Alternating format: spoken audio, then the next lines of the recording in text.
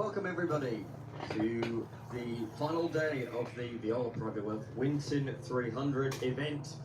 It's also the 5th round of the Victorian Motor Racing Championships. We're going to kick things off with the reverse grid race for the Victorian Super Tin Tops. We saw some real action yesterday in the Super Tin Tops, and now we are going all for a reverse grid. We saw Postlethwaite come through the field from the back yesterday after taking pole position, started from the back. Unfortunately, I'm looking out there and it doesn't look like he's going to take the start in this one. I'm Dan McCarthy, alongside me is Phil Memory. Phil, this should be a cracking event, I reckon. 100%, and yeah, Postlethwaite not out on the track at the moment, although there goes Mitch West. Also a little bit late getting out there, but he will be down the back of the grid. So yes, this is going to be an interesting one. Reverse grid, they've got to be a bit of a challenge because you've got to be careful coming through the slower cars in front of you if you happen to be one of the quicks. And yeah, we're amateur racers, and sometimes it gets a little bit interesting, Dan. Yes, certainly does. Let's go through the grid then for this one. That man on the screen, Tim Maynard, will be starting out of pole position. He had an issue yesterday. Fuel pickup was the reason why he was going slow late in the race, for those that tuned in on Blendline TV Premium. So he was saying to me he was just not picking up. There's still 20 litres in the tank, but that was the reason that he was chugging around. Bo was meant to start alongside him, but I saw that car leaving the track yesterday on the back of the trailer, the bright orange VN Commodore, a non-starter in this one. Second row of the grid, we'll see a relative newcomer, Phelan, start alongside Boyd Simpson in the XL. Miley Miller was a late addition to the program in her Toyota 86. Watch for her to march through this field. She was ultra fast yesterday, so I expect her to move forward at vast rates. And but of course she's got some fast cars behind her, including Declan Kirkham, High Gleeson, Mitch West in the V8 Ute, and then we've got a few non-finishers yesterday which will take to the tail of the field as we look for the lights to go out. They have done, and a good start there from Maynard, a really good start as well from the XL. In fact, the BMW of Phelan does not seem to be going very fast at all, but look at that high from, I think that's 7th on the grid, up through the middle, takes position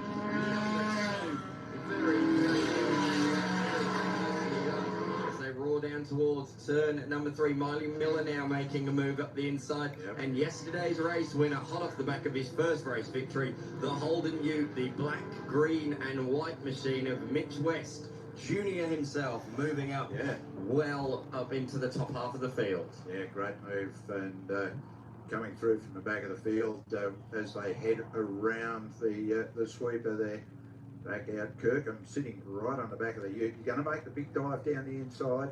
He's able to pull that off, and a bit of action behind there. The little bit of a we've got West off. We've got the oh yeah, that's a bit sad. Can they get themselves going here? So Miller's gone around in the Toyota 86. Mitch West has appeared to have been involved in that as well. It looked to me like the left steering was a little bit down, so I'm not sure if there's any steering damage with that car, because I'd have expected him just to drive back onto the track. And there's more drama. The driver that was in position number 2, you can see him waving everybody past.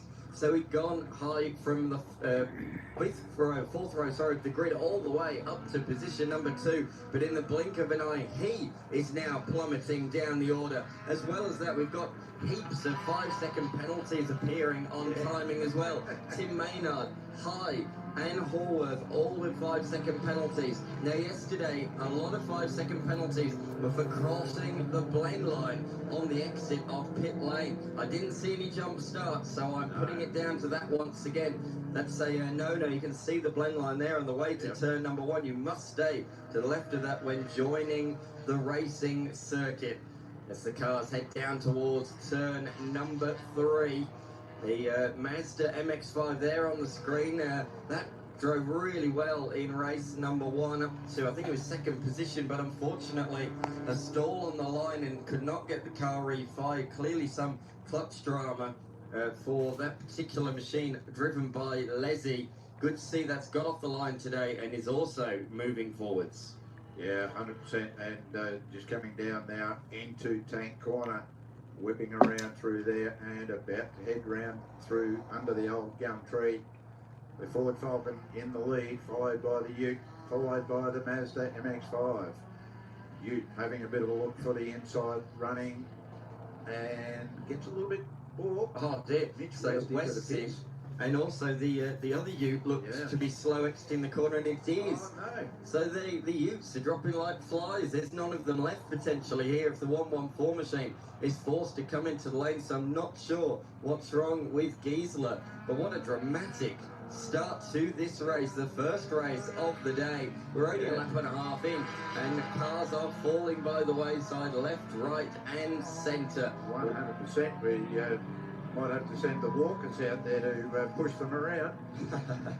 But no, the Ute seems to be getting underway again. Perhaps he's gone through a bit of a control of the leak. We'll just have to wait and see whether he heads into the pit area or not. But look at this out in front.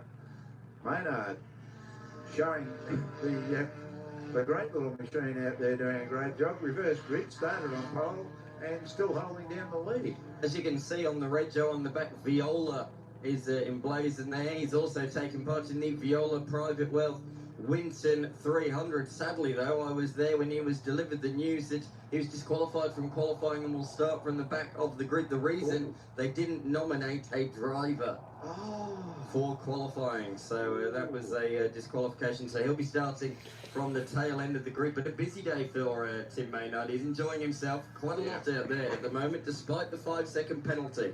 He is 3.5 seconds ahead of fellow Pulsar driver Declan Kirkham. So he'll just try and extend that margin and get it over 5 seconds if he can. But of course, he's got all those over 2 litre cars coming as well, of Gleeson, of Penrose, and many more as well. But what a shame for Mitch West's debut win in the series yesterday, but retirement early on in this one. We've lost quite a few of our over 2 litre cars. In fact, the majority out there are now the under 2 litres. 100%, and look at Kirkham, the boy who's out there and just about every race. He's looking pretty good at the moment. He's doing really, really well. It's a great effort. So got enough fuel in to do this race and the next one. So a great effort from him, and if he can keep in the 5-second range there and not get past, he's going to be the winner of this. Yes. Great effort. Leslie alongside Gleeson, these two fighting for 3rd position across the line. Leslie was ahead, but Gleeson with the straight line speed appears to have got back in front. So these two are exchanging positions, strengths and weaknesses. We spoke about this yesterday, didn't we? We saw Kirkham in the Pulsar have a great battle with a couple of those V8 Utes yesterday, and we're seeing it again here. Another situation of David versus Goliath. Question is, where can David make the move? It isn't actually David behind the wheel. We should stress that. Leslie, though, is looking left and right. This is where the Mazda's fast. Around the outside of the gum tree. If Leslie can do it, he'll have the inside for the next corner. Turn number 9, he's certainly going to give it a crack. He's going to have a go, pokes the nose in there, but Gleeson closes the door. Yeah, that wasn't going to work. He needed to be a bit further forward earlier on and loses out coming out of that corner. Just not go able to capitalise on that effort around the wiggly bits here at Winton Motor Raceway here in North East Victoria as they turn left onto the extended part of the Winton Raceway down that back straight. The Falcon's got the legs, big long legs in the V8 Falcon. Hooks it around the corner. The MX-5, nice and nimble, plenty quick, closes right up through those turns and is back on the tail. Gets left behind again down the start-finish straight. And, is it slowing? No, I don't think so. I think it's just the amount of gap of, or difference in power. He'll come back as they come through 1 and 2. Heading up towards 3. Has lost quite a bit of ground. Going to try and make it up as they head down to 4.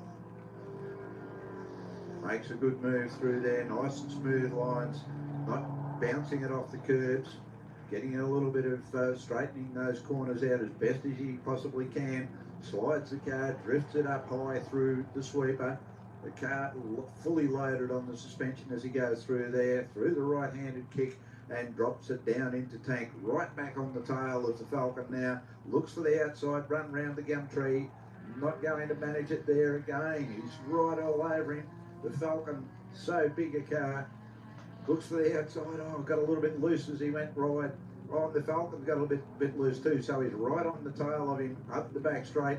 Of course, the Falcon has got the power, runs up there, jumps onto the brakes for the left-hander for the extended part. This awkward corner, more than 100 degrees, well, more than 90 degrees. I'm not too sure how many degrees it is, but it's certainly more than 90. It's an awkward corner. There's no banking in the corner like all of the others here at Winton.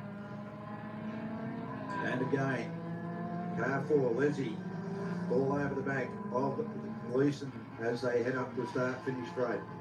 Once again, across the start-finish line, Leslie in the chase, in the MX-5.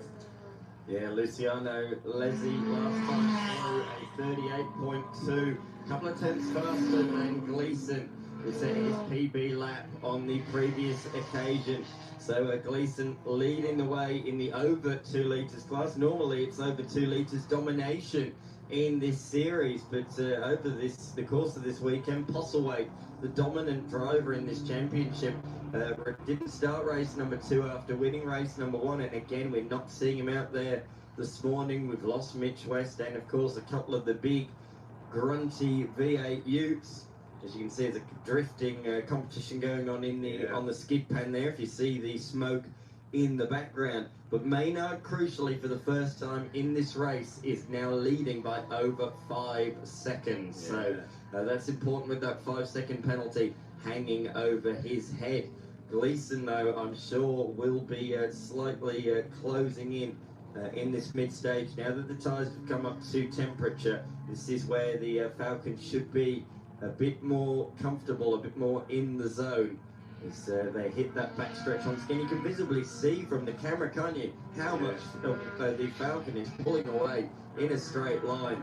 Flicks it into turn number 11. Great overtaking opportunity. If you are close enough to swing it up the inside, sling it up there and take up the running ahead of the driver in front of you. Kirkham, that time by a 38.5. A 37.5 though for Gleeson, so a 1.3 second deficit for Kirkham. That margin has visibly come down, and Leslie matched as well. Leslie matched Gleeson, also a 137.5. So Gleeson is dragging Leslie into this fight as well. Kirkham matched Maynard in the Pulsar, so that means that these cars are catching the race leader. So although I said Maynard's got a 5-second margin over Kirkham, importantly though, Gleeson is catching around a second a lap at the moment. So we'll keep an eye on that margin as the race goes on. Yeah, we will. And a great job there with Leslie with the fastest lap time so far of anybody out on the track with a 1:37.36. Yeah. So he's certainly the quickest of the cars out there. He's right on the back of the Falcon. Gleeson again heading up that back straight, but the Falcon just has the grunt in the straight line as he chases down Kirkham onto the extended part through that tough corner, and away goes the Falcon. Should be able to close up quite a bit of the gap as they head down that extended path. Although Kirkham, he's no slouch in that car. Got plenty of experience in that car, as we see car 114 heading back to the pits. Yeah, so he was the one that pitted, or one of the utes that pitted several laps ago. He's in the lane for 6.5 minutes. This is his outlap back out there, and clearly they've sent him out thinking they fixed the problem. It appears to me that they haven't. That car was kangaroo hopping underneath the gum tree there. A very Australian image, that, isn't it? The gum tree and then the car. Exactly, kangaroo hopping, gum trees. We've got the whole Australian scene playing out here at the Nations X track. Oh, big lock up there for Gleeson. He's got through on Kirkham, and he made a big error there down at turn 4. That's caught out the best in the business over the years. I remember Chas Moster having a crash at turn 4 10 years ago at that corner, so you wouldn't be the first to make an error down there. It's a pretty downhill, isn't it? It can catch you out. It can. So Gleeson, they're really putting the pressure on and getting past Kirkham. Meanwhile, Leslie looking at that RX-5 to get around. Is he going to? He certainly is, up the inside. Nicely done. Down there at turn 7. Through the hairpin. And on the exit, the little Chevy Camaro will have the grunt down the back straight here. As it fires its way out of that 90 degree through turn number 11 and braking now turn 12.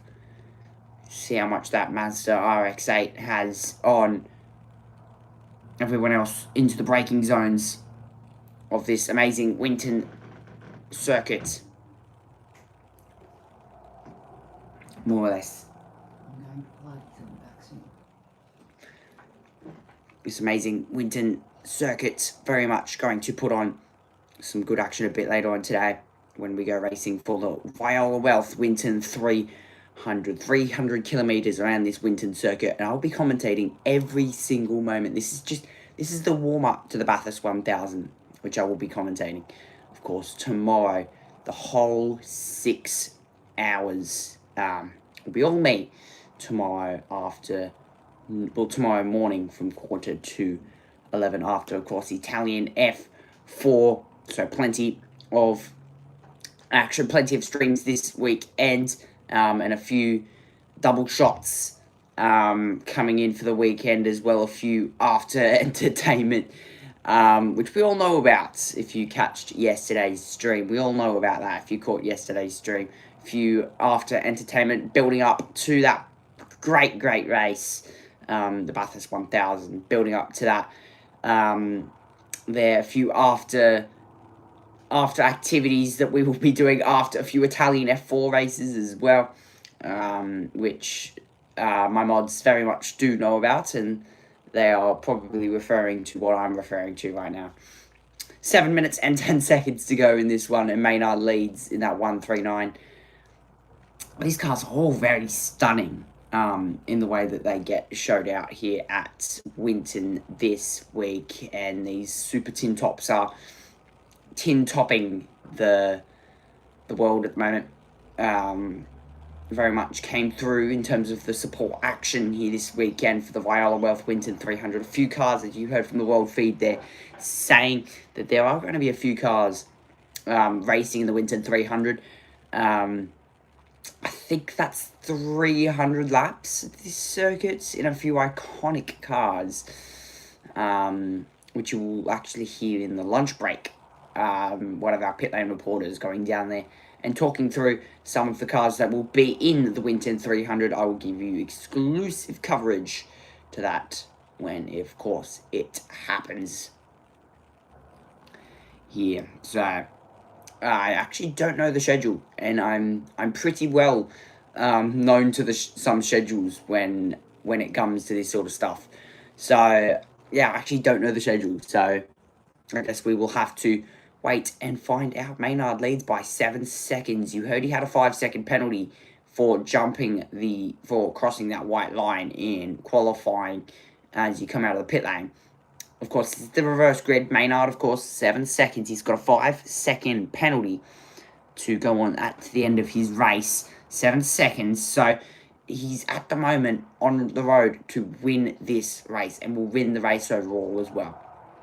So a very, very good job there from Maynard to keep that race lead. Leslie in that RX-8, by the way, has pulled away 5 seconds to Kirkham, the 71. And then 22 seconds back to the 31. Leslie's just at the fastest lap of the race. As I say that, he's done 1:36.0. So Leslie, what a lap there. 7.8 seconds, though, off the lead. But he's closing in on Gleeson in the 21 car. Only 1.4 seconds off, but he's flying. as we look on board here with the 467 of Horworth. Here, he's about a minute off the lead, but only a second off 7th overall. Yeah, that is Felon up in front, 7th. He's 1.1 seconds off. Here as we cut to our race leader, 6.4. The margin is dropping. It's dropped by a second that lap. Gleeson is pushing. He knows. There, that's Miller. So Miller 5 laps down. So that is one of the Toyota 86s just getting in the way as the Mazda RX-8. They're putting some big pressure on Gleeson as they head into the Gumtree section of this circuit. The RX-8 under brakes, closing in by a few tenths. Every time he hits the brakes, that RX-8 gets closer and closer and closer, which is exactly what we like to see. Once more, under brakes. Watch this RX-8. Bang, brakes. Finding that braking marker. And he's closed. The 86 in front. Of course, he's not in this battle. He has to move out of the way. He'll get the draft side by side with the 86. Of course, the 86 is nearly 5 laps down, that 96 of Miller. So he moves out of the way, but the RX-8 now has lost a lot of time to the 21 of Gleeson, who's sitting in second. Lost a chunk of time to the car in front of Gleeson, and then Maynard 6.2 seconds. You can see Gleeson now really pushing as those Dunlop tyres come up to temperature and pressure. All these drivers are using different types of tyres this weekend, so different lots of rubber going on to this circuit, making it just that little bit more slipperier. This car, 21 of Gleeson, using that Dunlop Durazo tyre, very much like what you'd see in a Toyota 86 in Australia. I don't know why I can't comment, so I'm using backup. Is that Elizabeth or Thomas? Elizabeth or Thomas? Was that Nicole? I feel like that's Nicole. Nicole, I'm going to guess. Neither? Oh. That's strange. Well, hello, Thigh N1. Welcome to the stream. Read the name. Thigh N1. That doesn't ring a bell. That very much doesn't ring a bell. Not at the moment. Anyway, here, as we look at the 13 of Felon. This is a lapped car. This is the 467 car, so seriously. Well, I don't know then. Do I? It doesn't ring a bell, seriously. I've not seen a person in my stream named Thigh N1. Thigh. It doesn't number. Hi, number one. Okay. Yeah, no, it seriously didn't ring. Number one, I'm sorry. It seriously didn't ring a bell. It didn't ring a bell whatsoever. It didn't. You could have said number one. I mean, that probably would have helped the situation. That probably would have helped. Hello, Soccer Callan. Welcome to the stream. I'll probably give you your mod number one. Add as moderator. Standard. Boom. There you go. I just wanted you to think. I'm guessing you heard the... No, it's not. I know if it was Harrison, because he can't spell. If it was Harrison, I would know if it was Harrison. He couldn't spell. Harrison can't spell. Maynard, 5.6 seconds. So that margin's dropped slightly. 5.6 here. It's going to be tied with 30 seconds to go. Of course, if you're just joining in our race leader here, 5-second penalty from qualifying for crossing the white line coming out of the pit lane. There. Can I have mod? No. Well, I mean, you've come to 2 streams in a row, though. You're going to have to, like, double that by 10. And you're going to have to be here for more than 5 minutes to physically get mod. But if I'm seeing you come to streams consistently, Callum, and you're here for, like, more than just 5 minutes, then maybe you might get your mod back. But think of people like number 1 and Thomas. Well, not number 1. I mean, yeah, I've heard the news. I don't know. Hopefully I can make it to the stream. Yeah, hopefully. Yeah, Thomas does like to spread the news a lot. No, I hope he didn't take that offensively. There's no need to take that offensively, Thomas. Actually, there is no need to take that offensively because it wasn't offensive.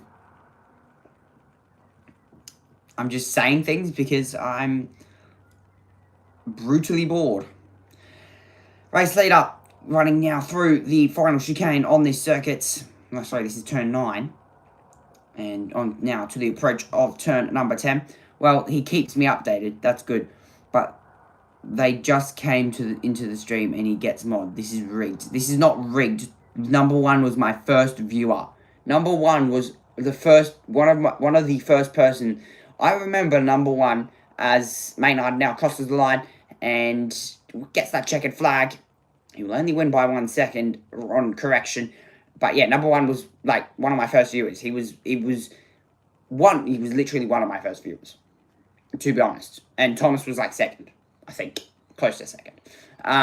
But number 1 was, I remember, I suggested the cable whip vid. I commented back a year ago, or even more. I think it was nearly 2 years ago. Yeah, it was nearly 2 years ago. Number 1 commented on one of my shorts and was like, "Can you do the cable whip challenge?" I was like, "Sure." And then it took over a year for it to come out, and it's only come out like a week ago. So, or even 2 weeks ago. So, okay. Yes, close to 2 years. I was your first sub though. Well, you don't come to streams consistently. And you got mod, but you were being a rude little butt. So I took your mod away, and now you have to re-earn it. Yeah, so that is the consequences, Callan. It would be the same thing if Elizabeth or Thomas were being a rude little butts. I would take their mods away. But, yeah. It literally, it's the same with every viewer. If you're being a rude little butt, what did he do? Oh, I can recount. This is his first stream. This is, Callan, he's on a different account. Callan, he's on a different account. I mean, why do you need mod anyway? I mean, well, it's helpful. That he went to... What? That he went to... No, this is Callan. This is an alt account. This is like an alt account. He has another account. It's just he can't type on it. I meant to Callan. Oh. Yeah, exactly. Why do you need mod anyway? Oh. See, okay.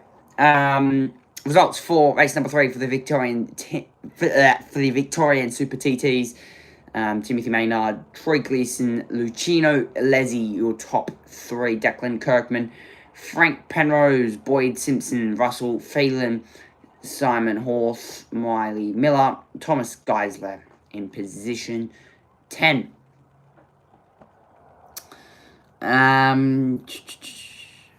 The account, this is like an alt account. This is like, yeah. He has another account. It's just, he can't type on it. So, that's the reason why I've given him his mod. And I've only given him standard moderator. Unlike Thomas and Elizabeth, who have managing moderator for coming to like every stream. So yeah, that is the Victorian Super TTs done for the day. It's time for a little bit of a break, I think, before the next action heads out onto the circuit. You can see the Hyundai i30 safety car heading around out there. But I think they're mostly on time in terms of schedule. So we should be getting the next race out in about 5 or 6 minutes time. But that is the tin tops done for the day. Race number 3. And of course they don't have any audio. That's absolutely amazing. So you guys can keep me entertained until the next race. Yeah. So how will it work tomorrow? So number 1, you're so far behind that, well, you're actually quite far behind. I've got a Discord server. Go to one of my community posts. I think, are you in the Discord server? I'm not sure. Are you in the Discord? Yes, you are. You are in the Discord server. Go to the Discord server. The schedule is up there. It's in the general chat. I've got it to at everyone so you can see it. I think I am. I rarely go there. That's fine.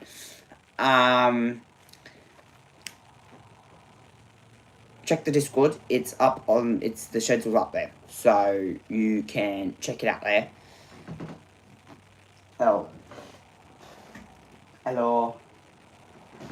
Yeah, the schedule's up there, so you can probably go check that. As to what's going to happen tomorrow. So it'll be after an Italian F4 race. Should be. Should be after an Italian F4 race. It will be. But yeah.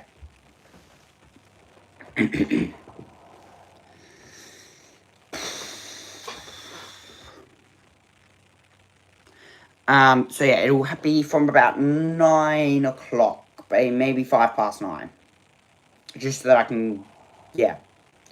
Just so that I can end the Italian F4 race and that sort of stuff. I think, yeah, okay. Yeah, it'll be after the Italian F4 race, if anything. Should be good. Yeah. Should be good indeed. Indeed, indeed.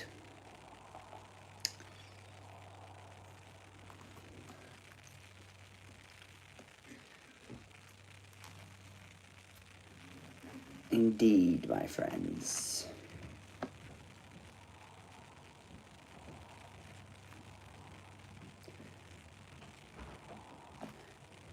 "9 p.m. Australian time." No, it's actually daylight outside. Surprisingly. There's sunlight. It's not 9 p.m. actually. It's like, I don't even know what time it is. It's 8:30 a.m. It's 8:30 a.m. I've actually worked to this stream around my day. Oh, I meant for the cable whip chat. 9 p.m. Australian time. 9 a.m. 9 a.m. So it's going to be like 24 hours today. So 24 hours and 24 hours and 31 minutes. 24 hours 36 minutes, I think. I could be wrong.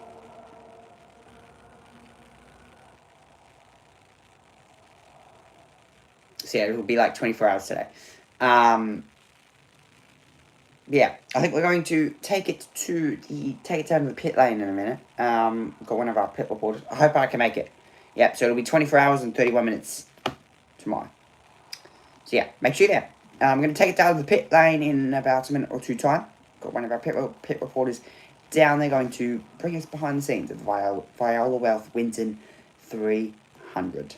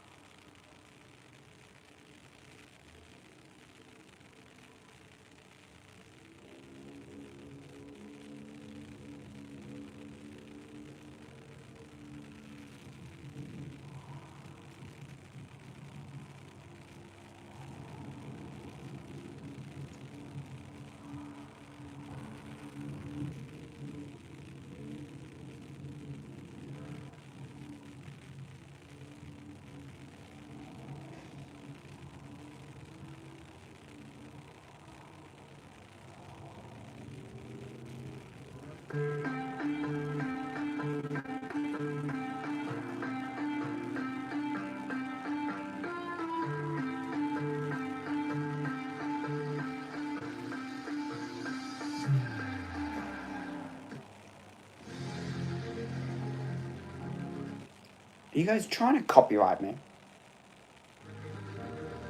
The flip are you trying to do? Copyright me? Get out of here. Trying to bloody copyright me. Oh my god. No. Yeah, no, that's perfectly fine. Yeah, just end my career. Just end my YouTube career whilst bloody copyrighting me. Yeah, perfect idea. Perfect idea. Thank you, guys. I'm down here in the pit lane with Tim Maynard, who, of course, was recently victorious in that Super TT race. Tim, talk us about the victory this morning. How was that for you? Well, I'd forgotten that they were throwing us in reverse grid because I had a dreadful race too yesterday and finished Coldstone last. So this was fantastic. I thought, I've got a chance here. I can start from number one. And I was thinking, how am I going to hold these turbo and V8s up? You know, I just hope that they could battle with the slower guys and I can get a bit of a break. And that's how it worked out. So I got a break and I was able to drive reasonably well. I threw it off at turn 3 there and I thought, you goose, what are you doing? But I managed to recover and came home to take the checkered flag. So I'm wrapped. Well, I hate to steal a line from the recent F1 movie starring Brad Pitt, but sometimes when you lose, you win. Speaking about when you lose, you win, you're doing double duty today, not only racing in the Super TT, but also you'll be joining Stephen aboard the Pink Pulsar, the N14 Pulsar in the upcoming Winton 300 this afternoon. Looking forward to that? Absolutely. It's a fantastic event and 300 Ks of belting around with 40 other cars. It's going to be fantastic. I can't wait. Just got a battle to survive. We've got our strategy down, worked our numbers out. Hopefully my maths has been in this generation, this millennium, not last, and I haven't mucked it all up, but we'll see how we go. Well, we can give you a quick update on the maths. It sounds like the Bacchini BMW is going home. So of the 40 cars entered, only 39, a maximum of 39 cars, will take the starting line this afternoon at 2 o'clock for the Viola Private Welth Winton 300. So it looks like you've got a couple less cars to lap you and a couple less cars to lap. Yeah, well, 39, geez, that'll make the job so much easier. No, we'll just try and keep our noses clean, keep out of any trouble, other people's trouble. Hopefully everybody has a good time and not too much safety car action, unless it falls exactly when we want to pit. So if everybody wants to do that around lap 50, that'd be great. But yeah, no, it should be good. Looking forward to it. Well, it sounds like you've got your cheer squad asking, begging for autographs and signed body parts in the background. I will leave you to it, Tim. Back to you guys in the booth. Of course, we've got some upcoming racing. Plenty to see here at the VMRC at Winton, including the Viola Private Welth Winton 300 later on. Thanks very much, Dave Stillwell. Great to have him as part of the team. He'll be down there in the lane throughout the day, not only doing the support categories, but also he will be doing, of course, the big one, the Viola Private Welth Winton 300 later on this afternoon. We'll also have Callum Brannigan joining us to call a couple of the support categories and also the Winton 300. I'm Dan McCarthy. Full memory remains alongside me for the next race, Sports Compact. What a dramatic affair it was late yesterday. Some people may have seen it on Blendline TV Premium.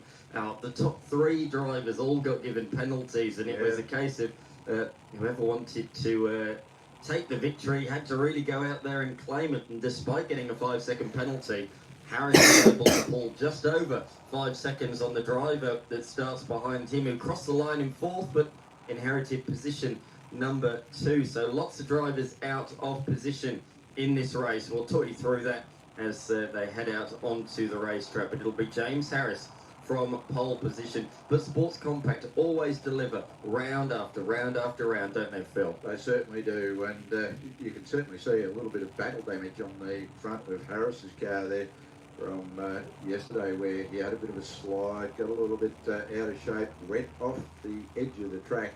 The nose of the car dug in a little bit and pulled the nose down and back onto the front tyre, and that was a little bit of a moment for him for quite a while. 1 minute signal going out to the drivers, so we won't be too far away from getting this one underway. Look at the back with the door open. Number 13, Steve Howard, the reigning champion and unfortunate DNS yesterday. So he is back out there on the race circuit today, which is really, really good news. Great to see. And as we see, the battered scars from the number 14 car. Harris went off the track yesterday at the sweeper, didn't he, Phil? He certainly did. I just mentioned about that. And look at the job, great job that the 100 mile an hour tape is doing there, holding the bits and pieces all back together. So, yeah, very good. But also further back, the Mini and mental breakdown at the moment. Collins had a statin valve yesterday and has had a cylinder head replacement. So he's back out there in the mini. That is good. Good to see. Yeah, great news, great news. So there is the grid for us. James Harris, we can see in the Bluebird, will start from pole position. Eddie Metz in the Escort will come out of position number 2.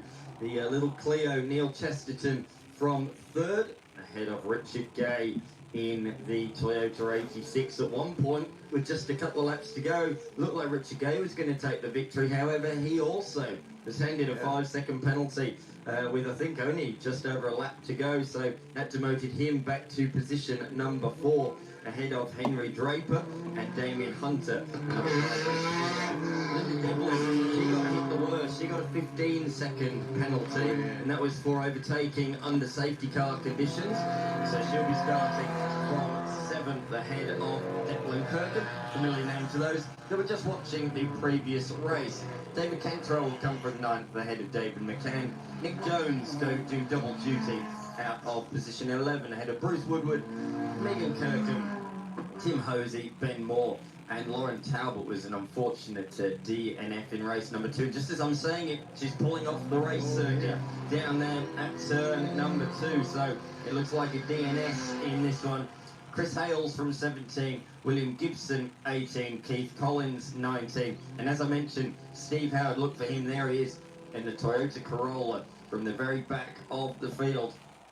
Been told a broken brake line was the reason for his non-start yesterday, and Declan Kirkham has kindly donated him a brake line for this race. So that's good news. Declan Kirkham, he's out there racing in 2 categories and donating parts to some of his competitors. What a great effort. He says the brake line's off his trailer. So we better remember to get it back off Steve Howard before he travels home this evening. We might just keep a bit of an eye out for that trailer on the way home.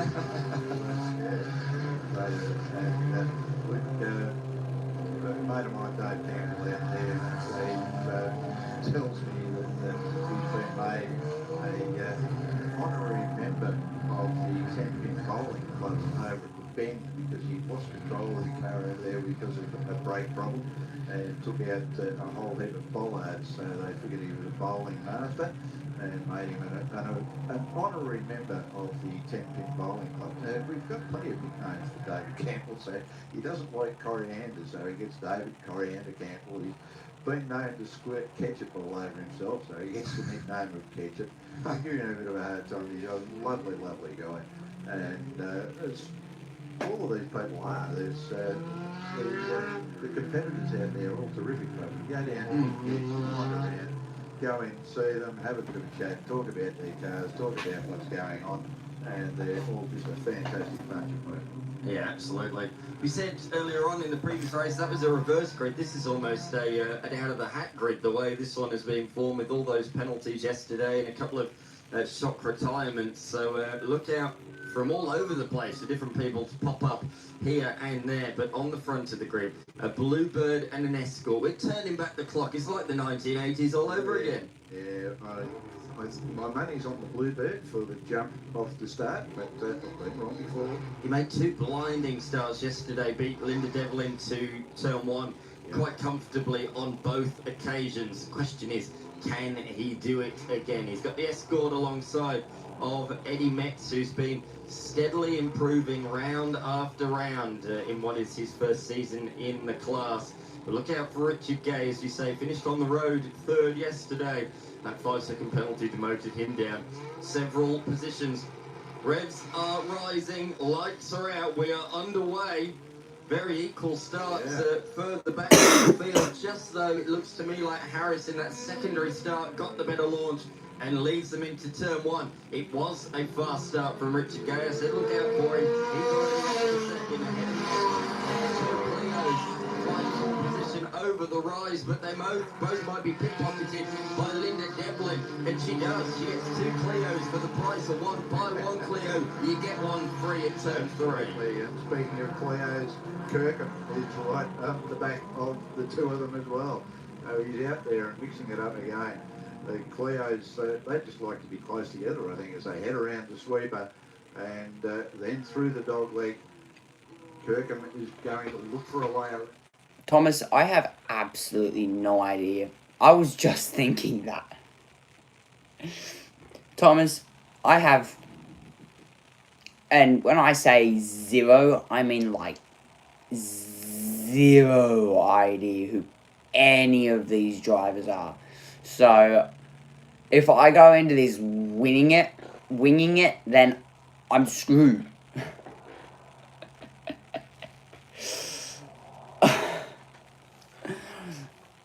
Thomas, you don't understand. Like, you go in, like I go into some of these races and I have no idea, and I mean no idea what the flip is going on. So, I just wait for the timing screens to pop up.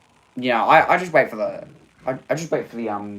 the good old time. There we go. The timing screens popped up. Now I can start commentating. Here we go. Now I can start commentating. Grid of 22 rounds out lap number 1 and on to lap number 2. Harris leads 2 seconds over Gay in second and Devlin in third. Harris by 2 seconds, that margin there. Back to Hunter and Chestrostone in 5th.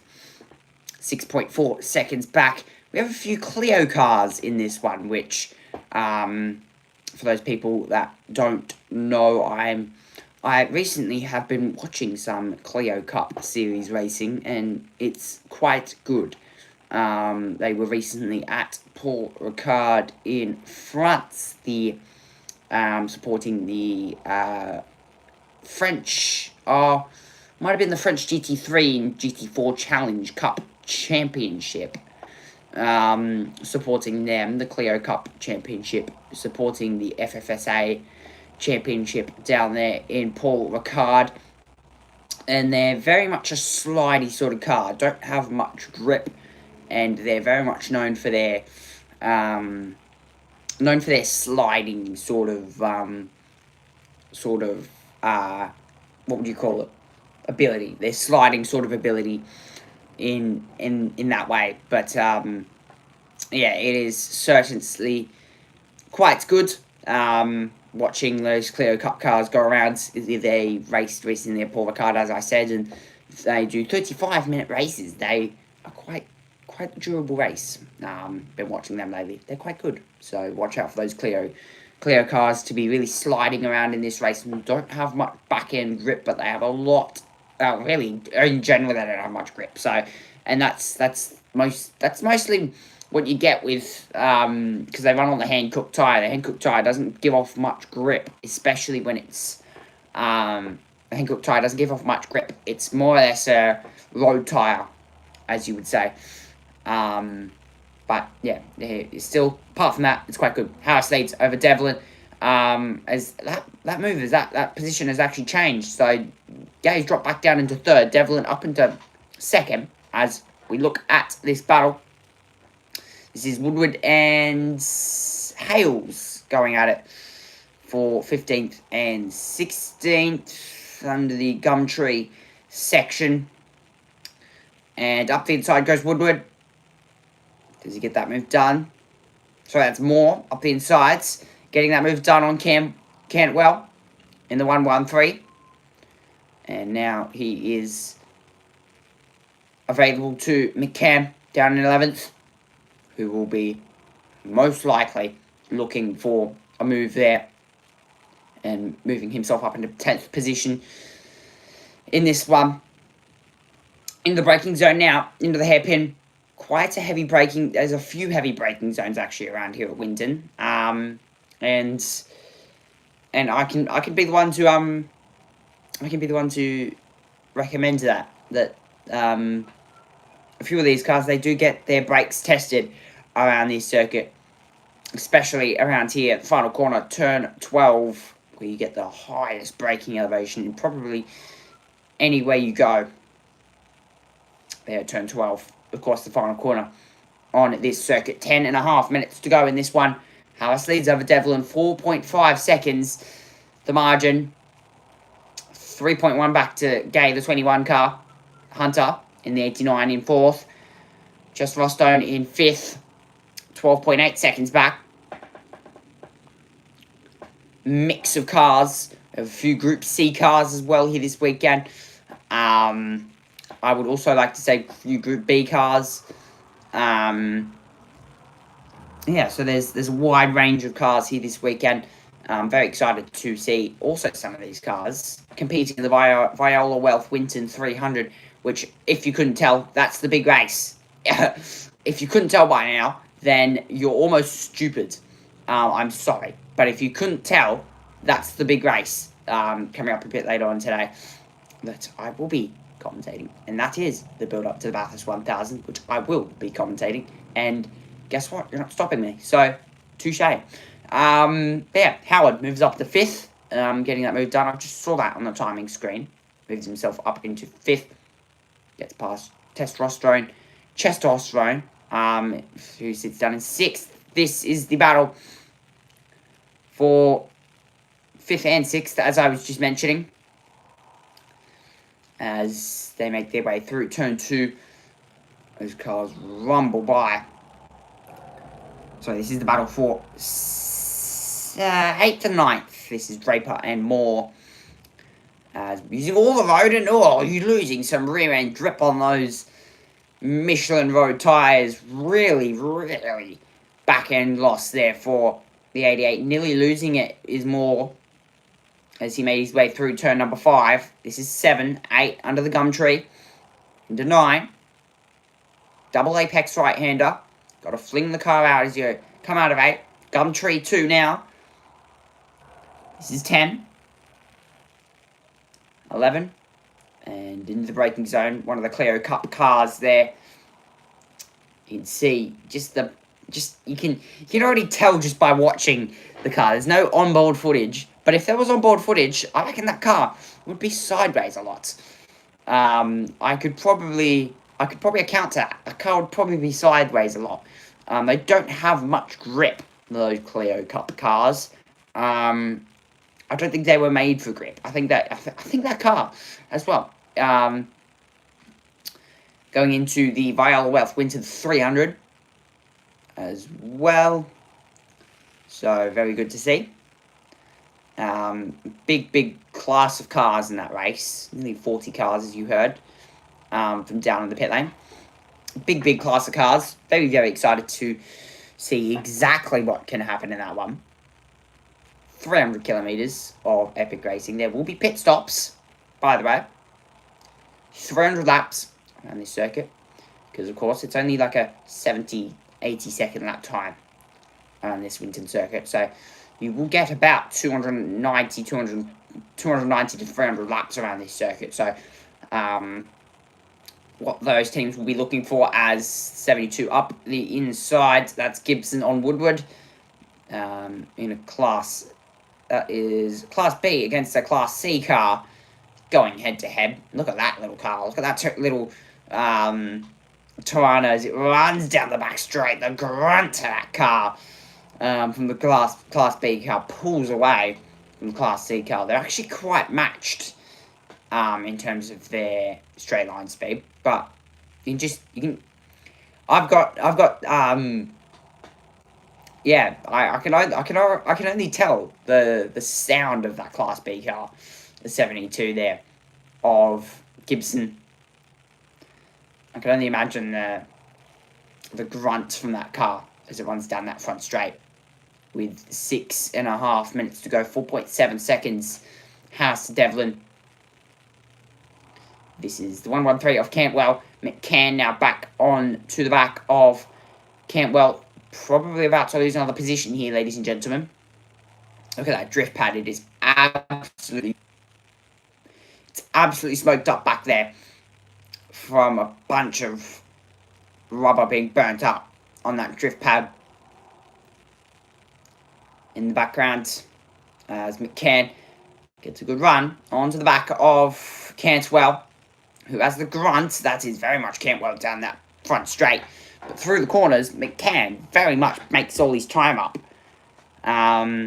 He's making all his time up, Cantwell.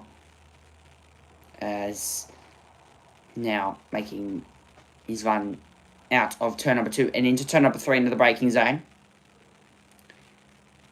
Cantwell's keeping away through the corners here. Quite surprisingly, actually. Doing a very good job at keeping away. 57 seconds from the lead is Cantwell. More pulled away, by the way. 16 seconds. That's the car in front of Cantwell. McCann looking to grab a top 10 finish in this one.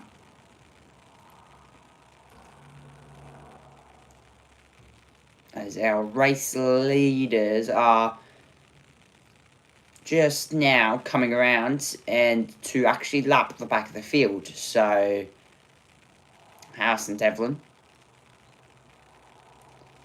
coming around now to lap the back of the field as these 2-litre SSs make their way around this circuit. There are a few cars that are only 1-litre cars that don't make much grunt down the straights, but you can see that 113 of Cantwell. Look at the grunt as it makes its way down the back straight. Turn 12. And onto the apron. Making now its run on the back straight. Watch Cantwell once more pull away. It's making McCann's life a little bit harder to get pie down the front straight. He wants to get a good run. Meanwhile, that is the 117 off. That's the 17 off the road of Kirkham. And sadly, off the road, spinning, losing grip. We saw that car in a battle with Gibson. That car did seem a bit rear-endy. Those tyres would have a few, those road tyres would have a few flat spots on them, more or less.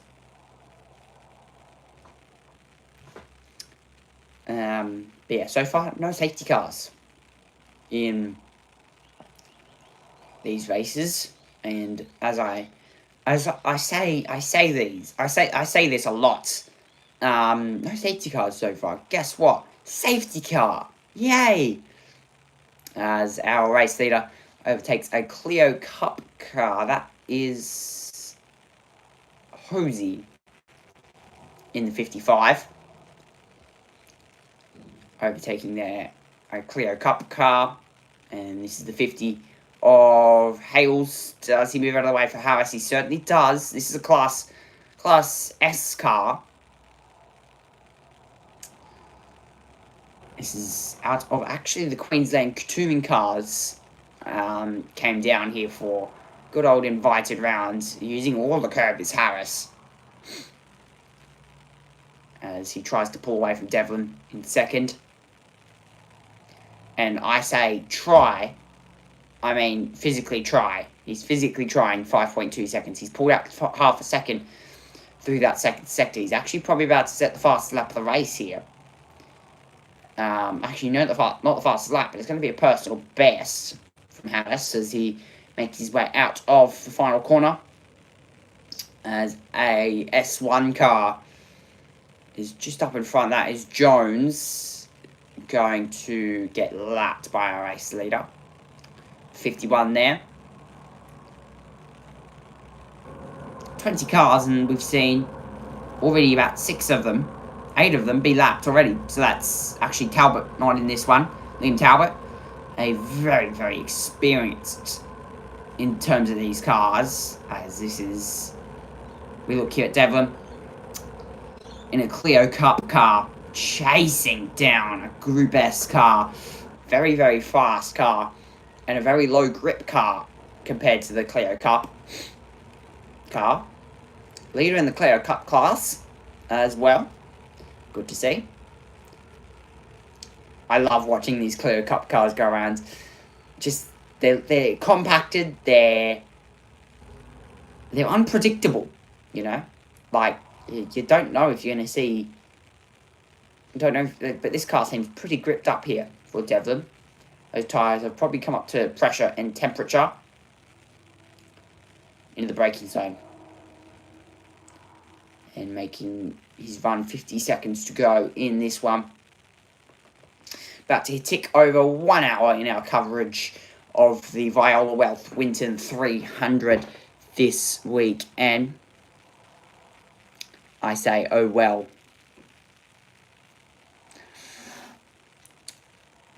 We've just ticked over 1 hour in our coverage. Still got 5 hours I say that. 5 hours of action still to come.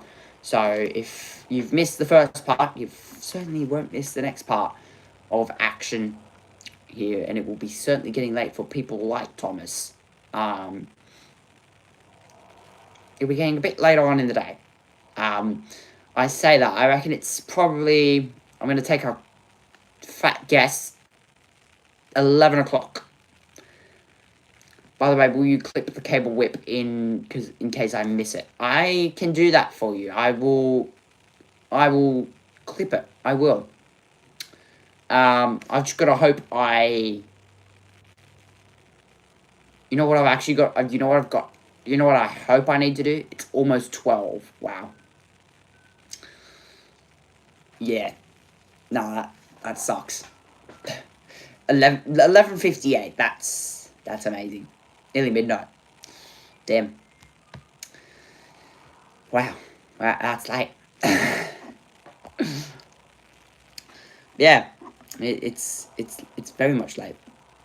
I'm going to expect Thomas stays around for another little while, knowing he struggles to sleep at night. You know, I reckon it's me that he's car road and just dipping a wheel in the dirt down there, carrying a bit too much entry speed as checkered flag waves, and Harris will win 5.5 seconds, 4.7 seconds, sorry, the margin at the end, back to the first in clear cup of Devlin. But yeah, very, very good to see. Yeah, maybe I might fall asleep during watching though. That's fine. That's fine. Hey, I've got hey, at least I got a soothing voice. I got a soothing voice, you know. Good way to spend your midnight, you know. Hey, at least you won't struggle during New Year's Eve. At least you won't struggle. At least that's one good thing. At least that's one good thing. You won't struggle at New Year's Eve because you stay up till midnight every night, practically. Yeah, I have you on laying in bed and hoping to just pass out. I wish I was in my bed right now, but no. Instead, I'm sitting here commentating. What will be hopefully an interesting Viola Welth Winton 300. Which will be, I think, happening in about 2 or 3 hours time. So you probably won't catch it, unfortunately. If you stay up that long, if you don't fall asleep, you might catch it. I'm not sure, but yeah, might catch this up. But I'm gonna guess you're gonna end up falling asleep. That's my bet.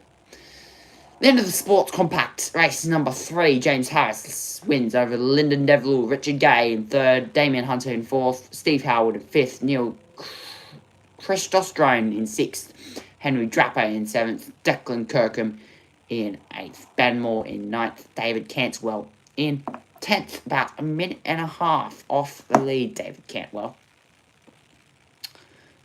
For sports compact race number race number 2 for the weekend. 1, 2, no, that's 2. 1, 2, 3. Race 3 of the weekend for the sports compact for the week. And now, this is the time where you guys keep your company because, yeah. Bloodline TV's going to a break, so, golly.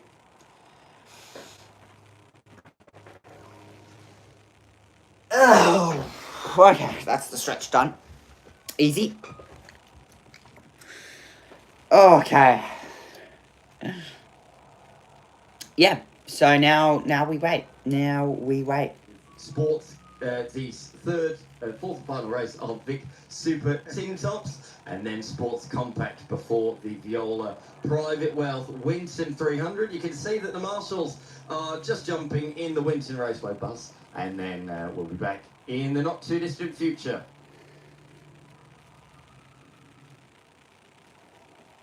So it's time for the lunch break. Yeah, it's 9 a.m. gents. It's 9 a.m. It's 9 a.m. So, Thomas, I might be going out tomorrow, but I might catch the stream. Okay. In the end-ish. Okay. It'll probably be maybe a 2-hour stream. So, yeah, it'll probably be maybe a 2-hour stream. But I'm going to have breakfast because I hear my stomach going. It's like grumbling. You know when you get that feeling when your stomach is just so empty, and there's nothing in your stomach. It almost makes me want to throw up. So before I throw up, before I gag myself on the floor, I'm going to go have breakfast. I'm going to leave you guys with the sounds of nature. Then probably followed by the pit walk with David down in the pit lane. I'm going to leave you guys with the sounds of nature. And hope to God I don't get... Actually, I'm going to wait for this ad break to finish. I'm then going to leave you guys with the sounds of nature. And then I'm going to then leave you guys with the soothing pit lane walk, which is a good way to fall asleep, Thomas. So have this on in the background, even if it's just laying next to your bed. Just listen to the sounds of nature. Soothe you off into the night. And if you don't fall asleep then you can listen to the pit walk, which is almost even more soothing. I then come back. If you're not asleep then, I will then tell you go to sleep, as it's nearly 1 a.m.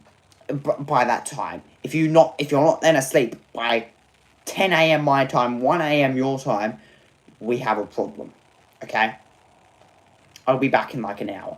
But once these dumb ad breaks finishes, then I'll be able to go off and eat. But yeah. So I hope that's my plan. I hope that's your plan.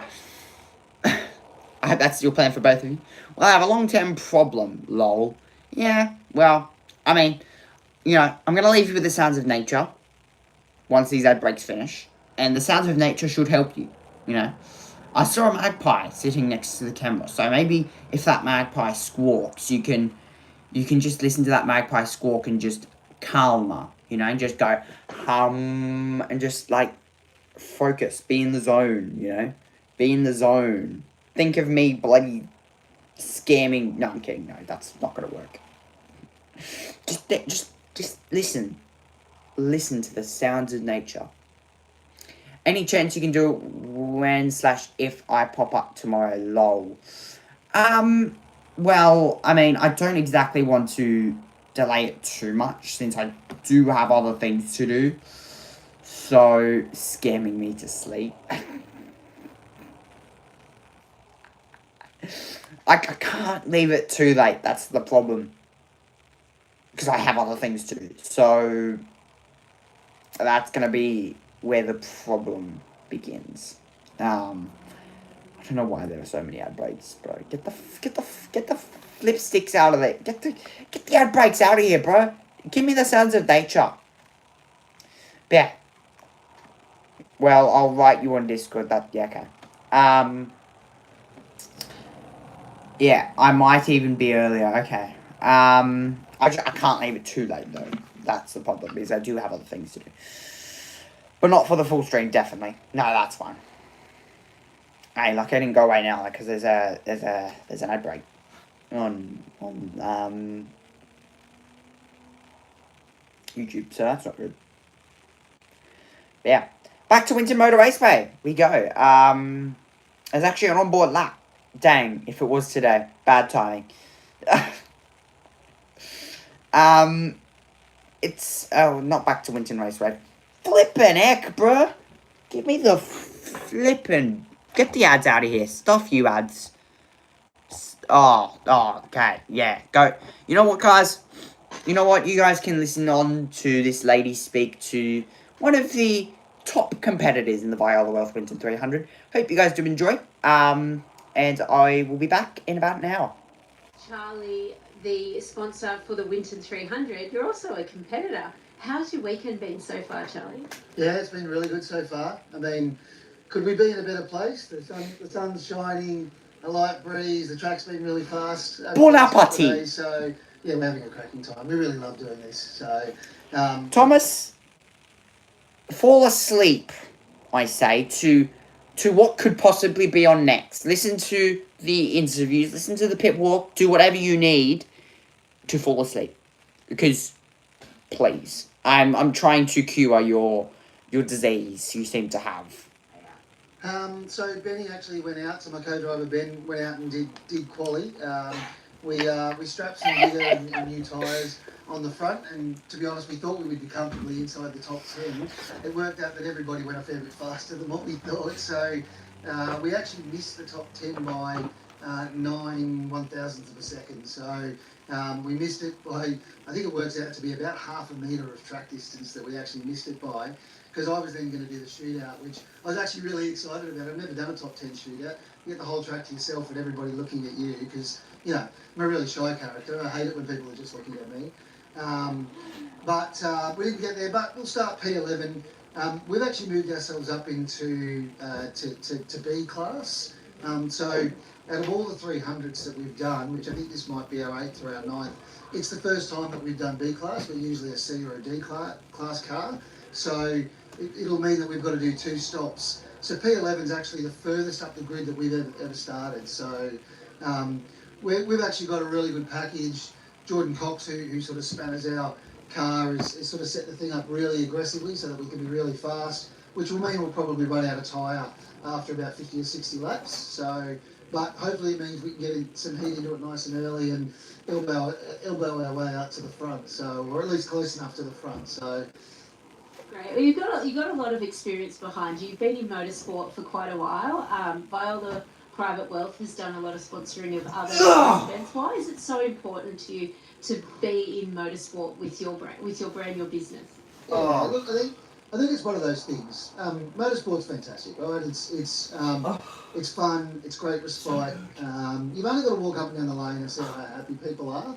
Like, you've never met an unhappy person in motorsport, except for 5 minutes after they get out of the car, right? But apart from that 5 minutes, everyone's always like super happy and having fun. And it's just great to watch people living their best life. So, you know, the ability to give back, the ability to do it. And then also for us as a business, it just gives us a huge amount of profile.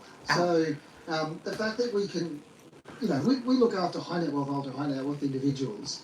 One of the things that I've learned over 25 years of giving wealthy people advice is they're just very normal people. And so this just ends up breaking the ice for us. You know, people kind of see our brand associated with motorsport. It means that we've got something to talk about. They see a different side of me as opposed to just the guy that kind of counts other people's money. It shows another side of me and something I'm really passionate about and something I've, you know, managed to get kind of okay at over the last few years. Like, you know, it's good fun. And I think, honestly, anyone up and down the lane, if they could, they would. And we can, so we do.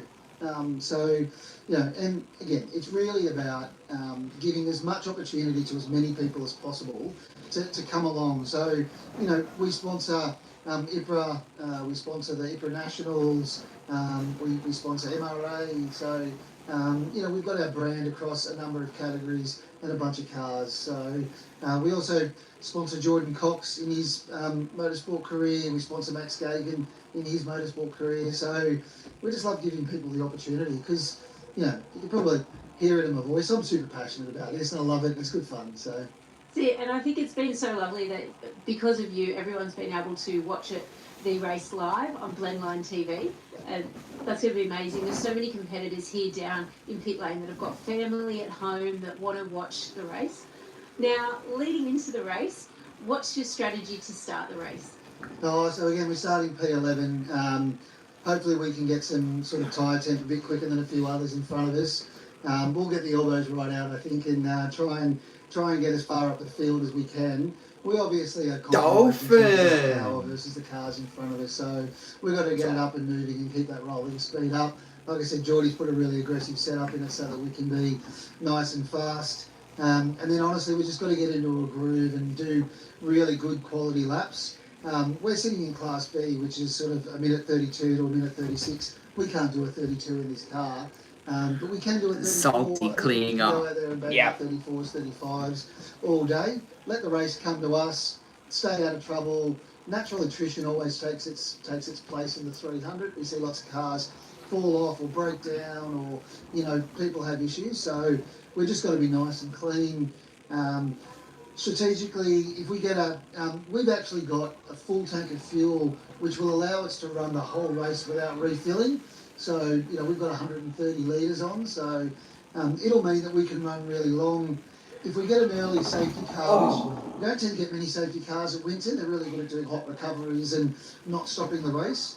But if we get an early one, we'll get in and do our 2.5 minute stop nice and early, and then we'll run to sort of 50 or 60 laps, get out, Benny will get in, we'll bolt some new ones on the front, and hopefully Benny can bring it home and get us as close to the front as we can. So Great. Sounds like that fuel tank will be a great little advantage.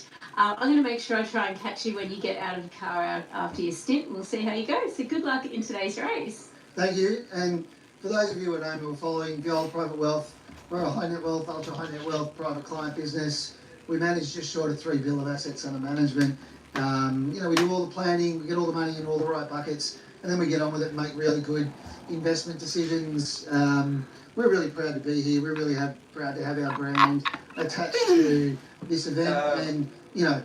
And best of luck to all the competitors. I hope I win, but let's hope that everybody has a fantastic day and we get some straight cars home at the end of it. Great. Thank you. Touche. That's Charlie Viola from Viola Private Wealth.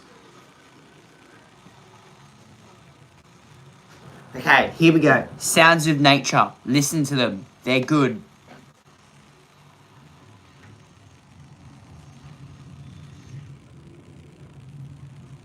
They're not really big sounds of nature, but, they're good enough. Listen to the wind. What's that? Oh, it's just the lunch break. It's fine.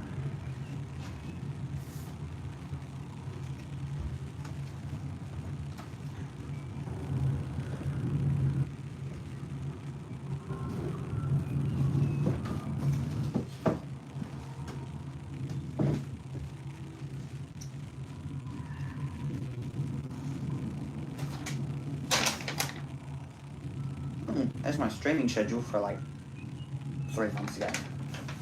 That's where that was. Damn. On the floor the whole time. Oh, what's that?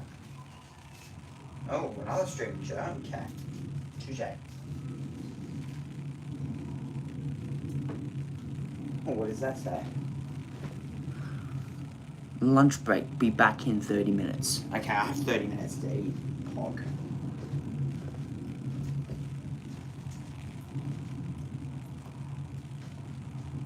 That wind is actually good. It's actually a good sound. I like it.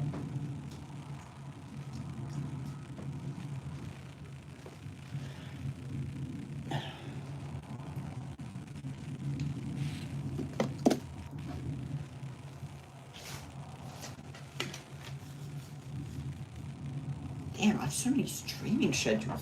Damn! Upload table whip.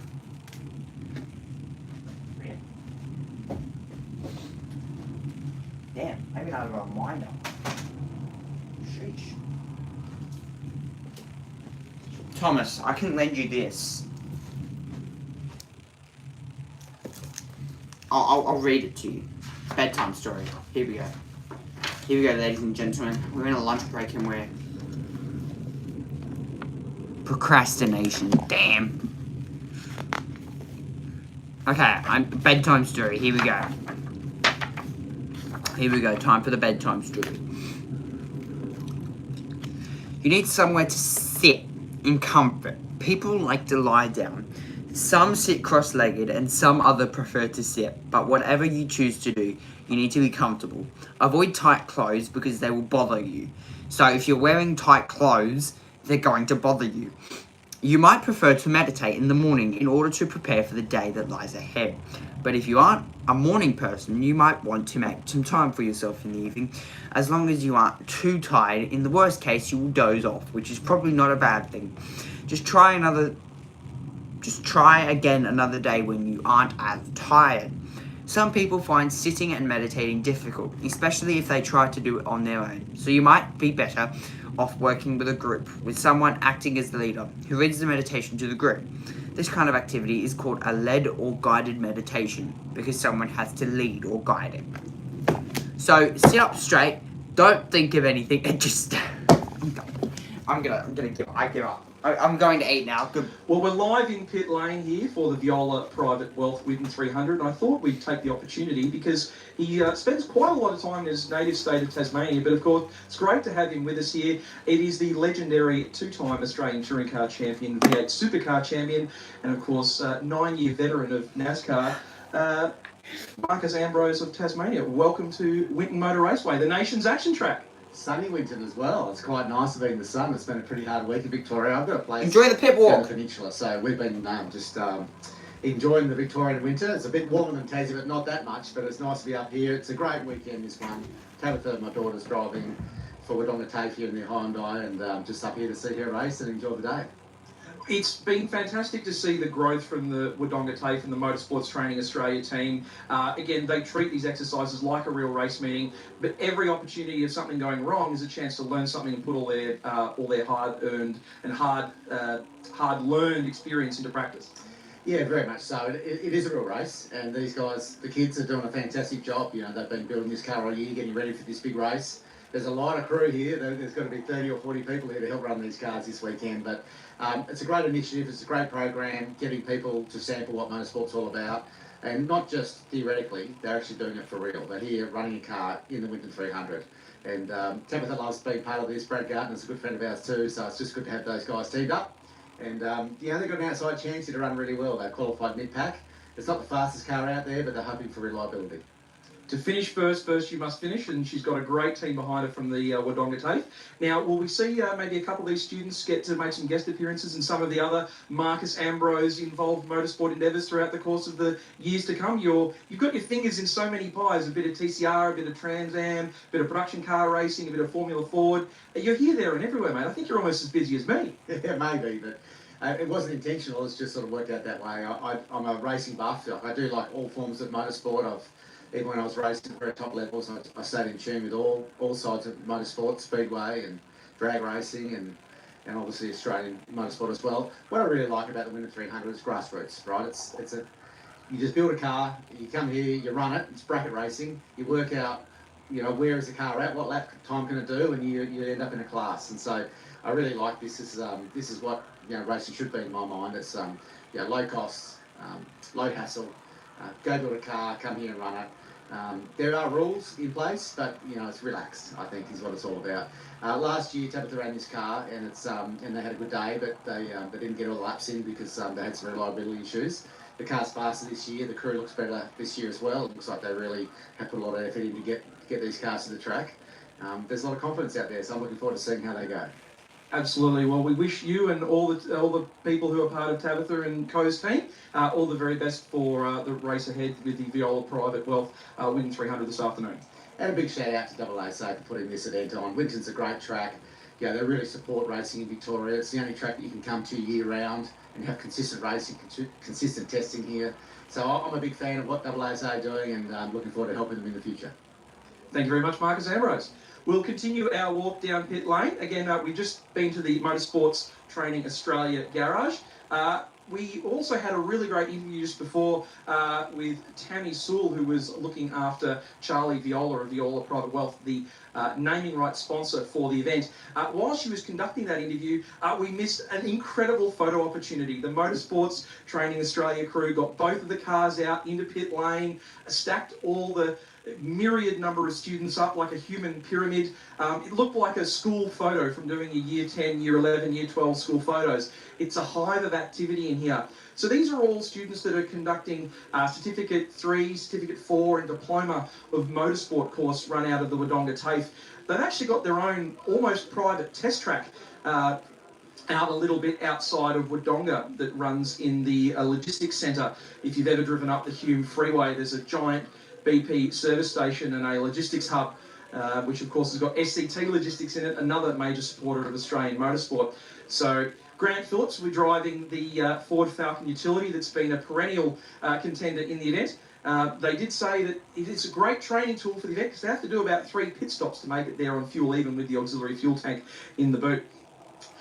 Here in this garage, we've got the number 60 Toyota 86, and joined in the garage as well as a number 16 MX-5 as well.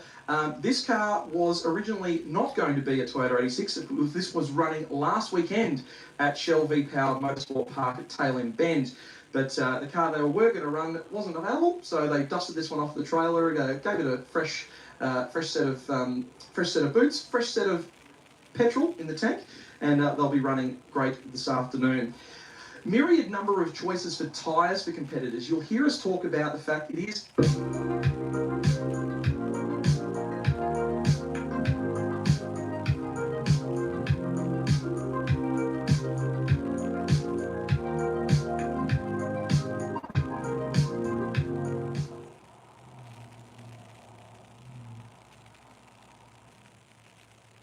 Beautiful sunny weather right now, but forget my cameraman Jason, just to pan over my left shoulder, there is a little bit of threatening clouds in the distance, and tyres are one of the things that does make it really interesting for the Winton 300. Because there's no regulation around tyres, you can choose to run road tyres, 200 treadwear performance tyres, semi-slicks, full slicks, Hoosiers, radials, whatever takes your fancy, you can choose to bolt on your car. And that's one of the tuning tools that teams use to move their car's performance up and down in the division system.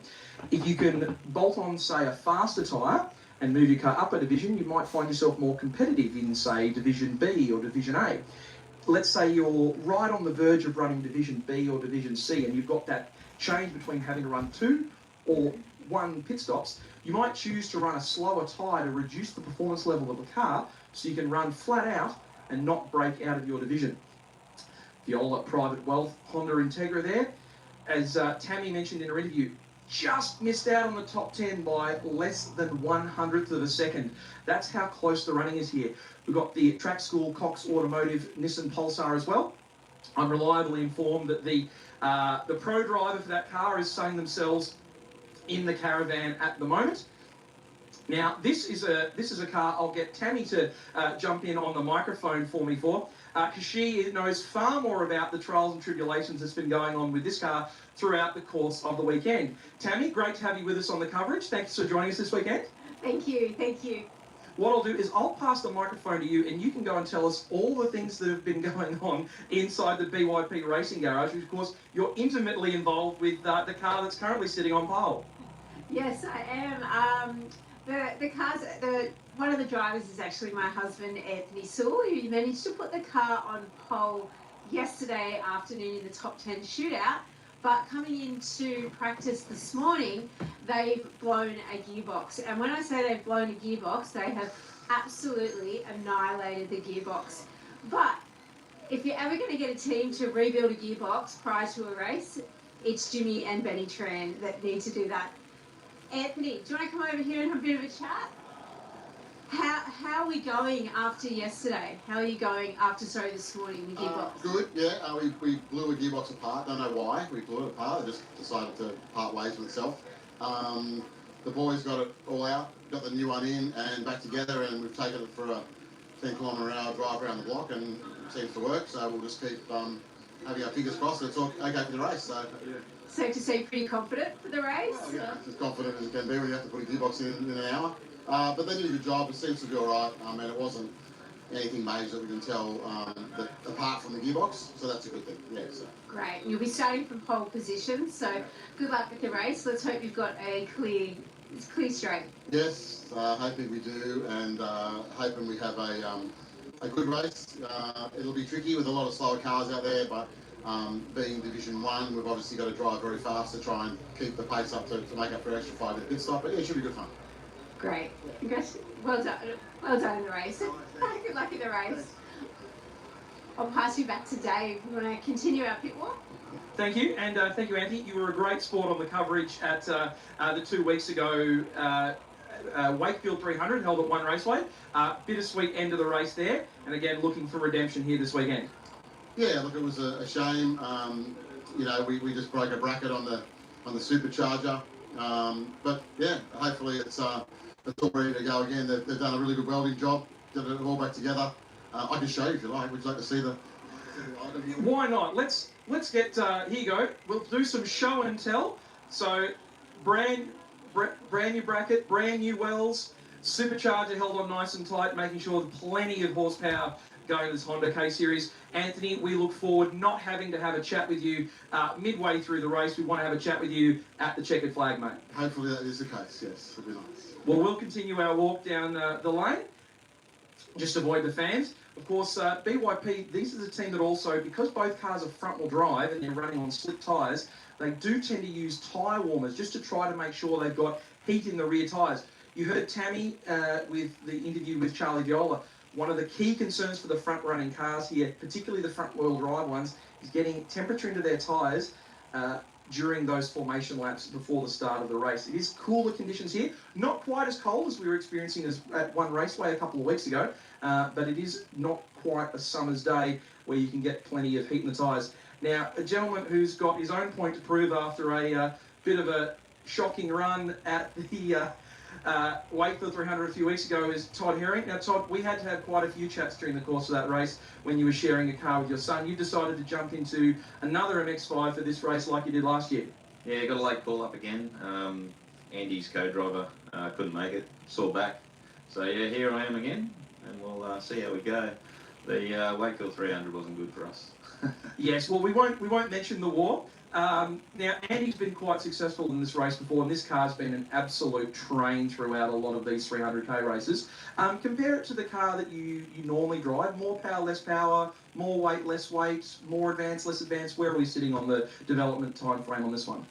This car, compared to my own car, has a lot less power and a lot heavier than mine. My son's one that I drove at Wakefield, it was it's got a fair bit more power than this one and a lot lighter as well, but this thing's on rails. Like I can't fault the car.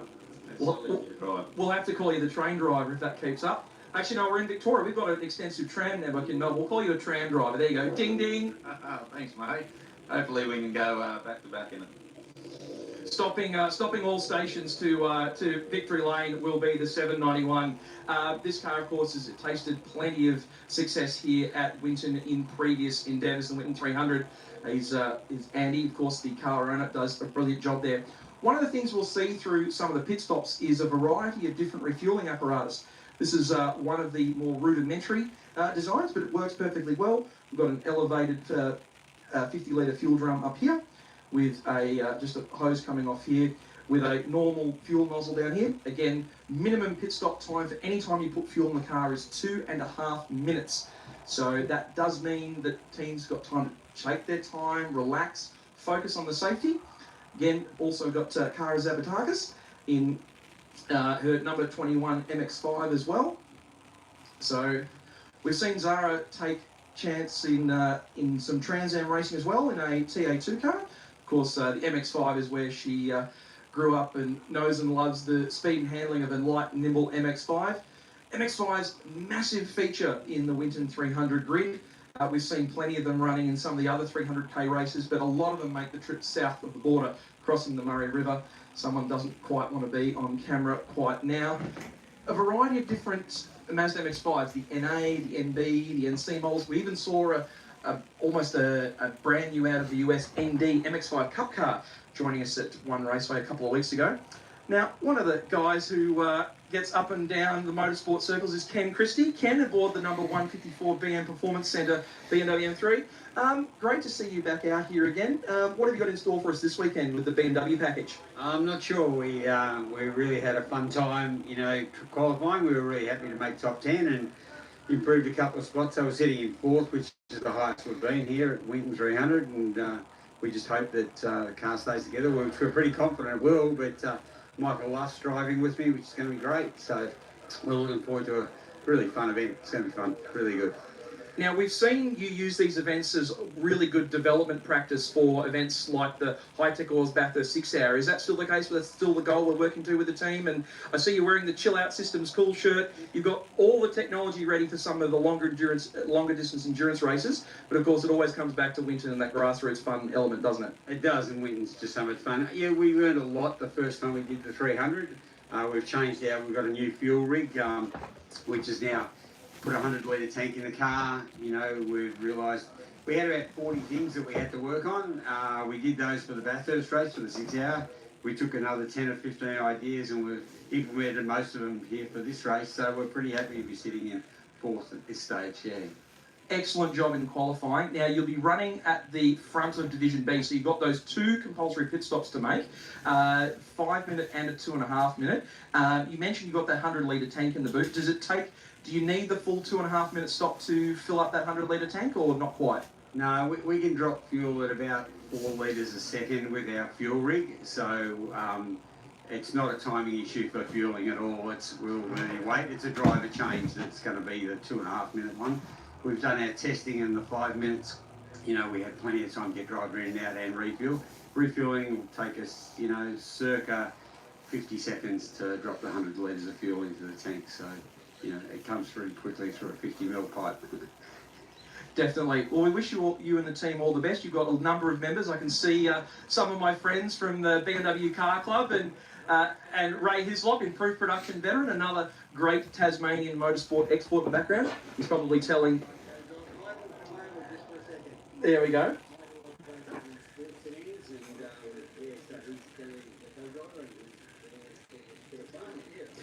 Now, did you get a chance to drive this car at the Bathurst 6 Hour earlier this year? Sorry, I didn't. That's okay. Again, the Winton 300 is a great place to start off in your endurance racing career. If you've raced plenty of sports sedans, I'm sure that the car that Ken and the team have put together will perform just like something like a sports sedan with wings and slicks handling on rails. Yep, that should be good. We'll leave them to it. Ray Hislop's in the back. Give us a wave, Ray. There we go. Another famous Tasmanian motorsport export. Not quite on the level of our first interview of the weekend, but we'll come back to you, Ray. We'll come back. So this is the rig that Ken's talking about, and it is a magnificent piece of engineering. You know, all TIG welded aluminium, keeps the 200 odd litres suspended above the ground. Again, the higher up the fuel is, the more pressure it puts on the fuel coming out through this connector here. Runs down through into the Siamese dry brake couplings here. These are all freshly lubricated, new O-rings, brand new band clamps. So it's a really nice bit of kit that they put together. Again, we mentioned that High-Tech Oils Bathurst 6 Hour. That is the top tier. That's the gold level of endurance racing for production-based built, homemade and home-built cars in Australia.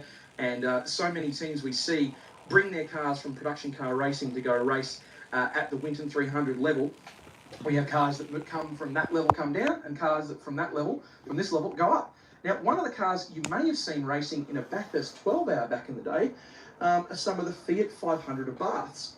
Now, we would have seen Fiat Chrysler Australia ran a program with a number of motoring journalists and young racing drivers in the mid-20-teens, where they had 3 of these cars put together by the team, Alan Heathy's team from Rally Art Australia and Performance Parts Engineering. Great little cars, ran just within the tolerable lap time difference from some of the GT3 cars, but this is to a Fiat 500 of Bath what a Carrera Cup car is to a Porsche 911. They're an incredibly well-built piece of kit as it goes silent in the background as everyone waits for me to say something wrong about the car.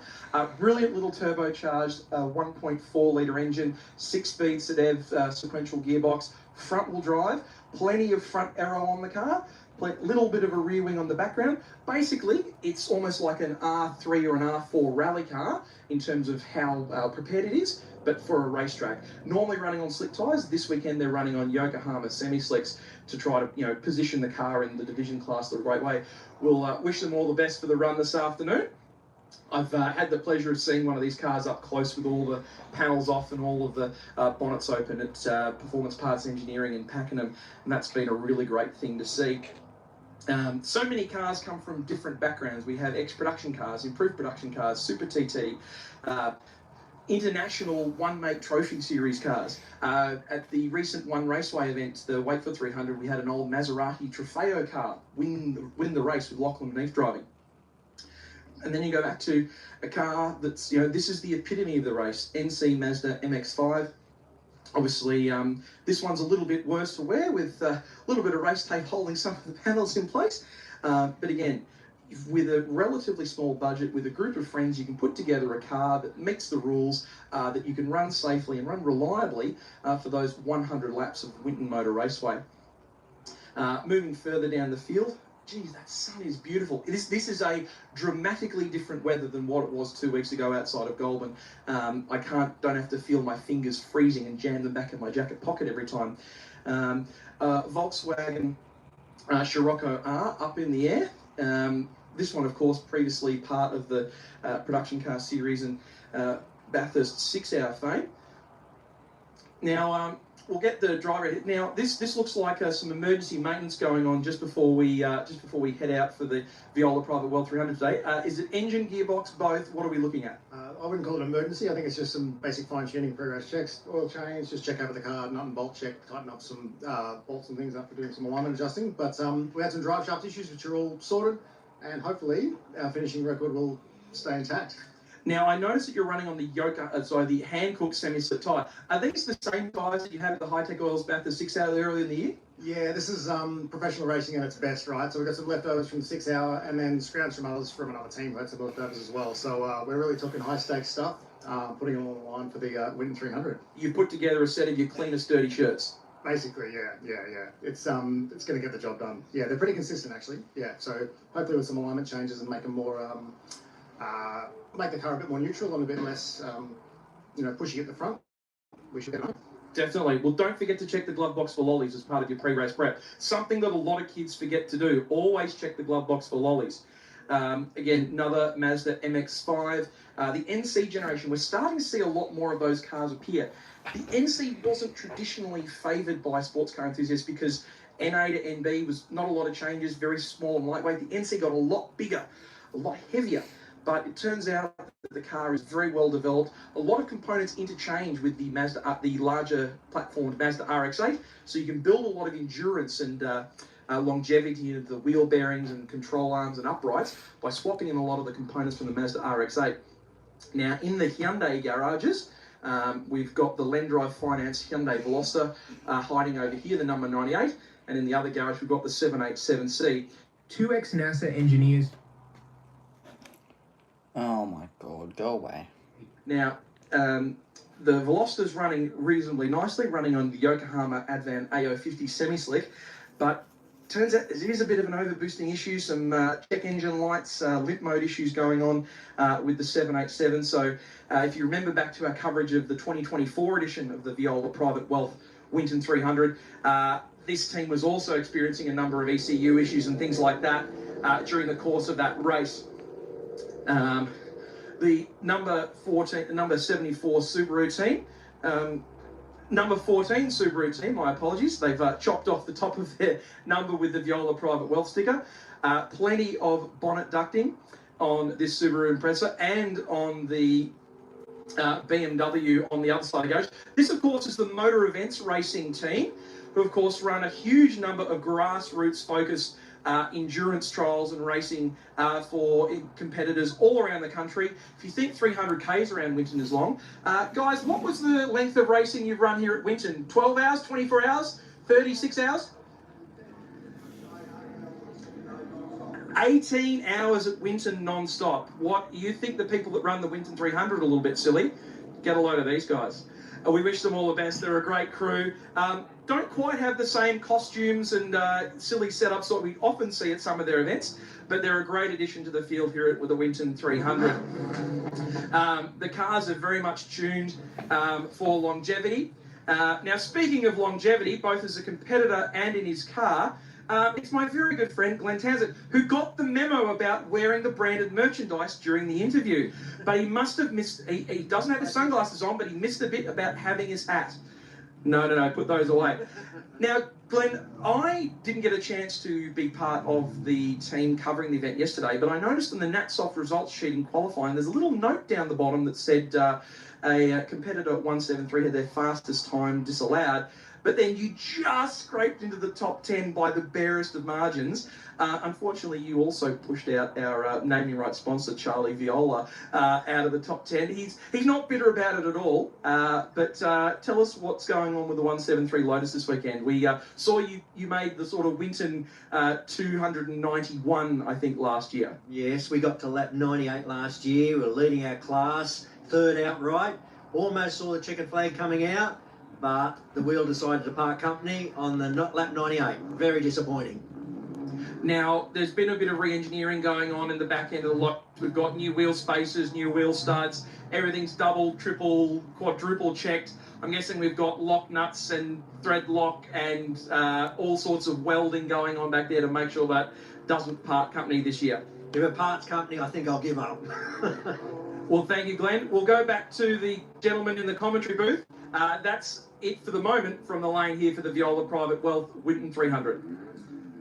Thanks very much, Dave. Fantastic job, as always, getting the goss about the Viola Private Wealth Winton 300, which is not too far away now, just over an hour before the 300-kilometre race will begin. That's scheduled to start at 2 o'clock local time here at Winton Motor Raceway, the Nations Action Track in country Victoria. Got a good team of people here this weekend. I'm Dan McCarthy. Alongside me for this one is Callum Brannigan. Callum, Super TT. It's been an attritional weekend so far. We've got a bit of a mixed up grid. A few under 2 litre class cars towards the pointy end. Indeed we do, Dan. Good afternoon to you. Good afternoon to everybody around the Winton Motor Raceway, and a big good afternoon to everybody tuning in live and free on Blendline TV. We hope you enjoyed all of the coverage from round 5 of the BMRC as part of the 2025 Viola Private Wealth Winton 300 on the YouTube Premium service yesterday. And as you said, this has been an attritional weekend. A lot of issues up and down the grid for the Super TT so far this weekend. This is their 4th race of the weekend. And I had a quick chat to Tim Maynard, who won the last reverse grid race just earlier today. Apart from overcoming some mechanical, issues or some challenging things to do with fuel pickup in the back of that Nissan Pulsar, he found himself starting on pole position and did a beautiful job to control the field while the rest of the field, when he was anticipating some of the faster cars to come from behind, actually 2 or 3 the pit lane instead. Yeah, absolutely, and he ended up taking the victory by 6 seconds ahead of Troy Gleason and Luciano Lezzi. Behind that, we've got Kirkham, Penrose, Simpson, Phelan, Horworth, Miller, Giesler, High and West. As we can see, though, a couple of cars have not come onto the grid, most notably the Ford Falcon that finished 2nd in the race earlier on today. So vacant grid position alongside Tim Maynard for the 2nd race in a row. Tim Maynard has the grid position next to him entirely vacant, so more good news for the Nissan Pulsar driver as we await the green flag at the back to give us the all clear. I believe it is there now, and we will get things underway. As you can see, pretty overcast conditions this afternoon as the lights go out. Great start from the Mazda MX-5 there of Lezzi down towards turn number 1. However, there's a slow car in the middle. Can't quite see which one it is as they're trying to avoid it. I think it was the Hyundai XL, but out in front is Maynard. And then the second of the Pulsars, it's Declan Kirkham in position number 3. What a start, though, from Mitch West. He retired from the race earlier on today, but our race 2 winner already from the back of the grid up to position number 4. Fantastic. Very clean move up the inside of the number 18 of High into turn 4. And look, here's the battle for the lead. Maynard starting from pole position, already under fire from a fast starting Lezzi, who's very cleanly up the inside. Completely different vehicles, we should point out. The technical makeup of a Mazda MX-5 versus an M13 Nissan Pulsar. They couldn't get any more different, apart from the fact that they both have 4 cylinders. But you can see, as you touched on before, West with that absolutely brilliant start in that Commodore Ute. The VE car there menacing all over the back of Tim Maynard, and he might get this position before they get to turn 10. He's on the wrong side of the track in terms of racing line there, but keeps it nice and clean and tidy. But have a go at the power from that Commodore as he charges up the back straight for the first time. And doesn't it look resplendent under these overcast conditions? In fact, he's going to have a crack at the lead here. He wastes absolutely no time to go from the back of the field to the very front before the end of the first lap. Incredible, incredible. Less than a lap, less than 3 kilometres to do the entire field as Maynard now pulls alongside the MX-5 towards turn 1. He's got the better racing line as well, but the MX-5, that bit deeper under brakes, is able to hold on to the position with a brilliant exit from Maynard, using a lot of the road there, sweeping towards the tyre barrier. Nicely done, but couldn't quite get a good enough run to attack at turn number 3. But the MX-5 has got clear air now, which is not what it had in the race earlier today. I felt Leslie had the pace to potentially win the race earlier on today, but it could not get past the FG Falcon of Gleeson. It was just far too fast in a straight line, and it really was challenging for him to, he had to settle in the end behind the FG Falcon. And speaking of Falcons, Kirkham, as you say, slides it up the inside. He was in a ding-dong battle with not one but 2 of these V8 Utes yesterday. The V8 Ute would pull 10 car lengths in a straight, but then he'd do this, he'd fire up the inside in the middle sector. But it was often to no avail because the Ute would get back on the power again and roar back up the inside. We're already seeing it right here. Absolutely, Dan. Winton is not known as a power circuit. It's not the circuit where you can truly unlock the potential from these massive V8 power plants because the straights are just so short. So when you've got the smaller 4-cylinder vehicles able to make up a lot of the gap or make up a lot of their time with regards to overall pace across a lap, it makes for a fantastic mix-up. It's like production car racing evolved, where you've got the big V8 versus smaller, 4-cylinder cars such as the M13 Volta you can see there. And Kirkham there is actually coming under fire now as well from, I think it's the Penrose car, the Black Falcon coming under. So, Geisler. Oh, he's lost it though, under brakes, around he goes, just about Kirkham able to avoid him at turn number 1. I thought they were going to come together, but Kirkham just about snuck around the outside. But that was a big loss from Geisler, just as you were talking about him. Too hard on the brakes, the rear's locked up, and around he went in the blink of an eye. But how on earth did Kirkham avoid him?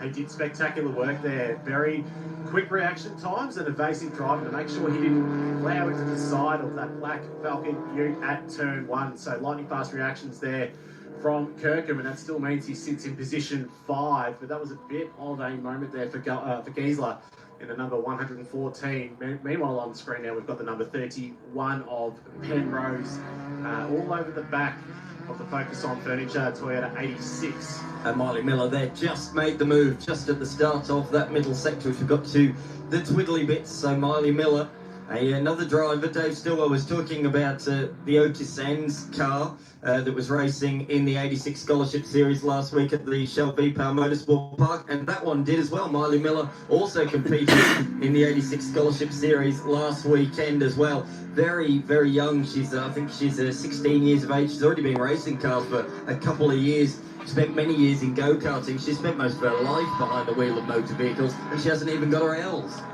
And this is the best place to learn. The more time you spend in the seat behind the driving steering wheel, pressing the pedals, even just if you're in the workshop sitting behind the wheel and imagining yourself behind the wheel, it's the best way to get yourself prepared.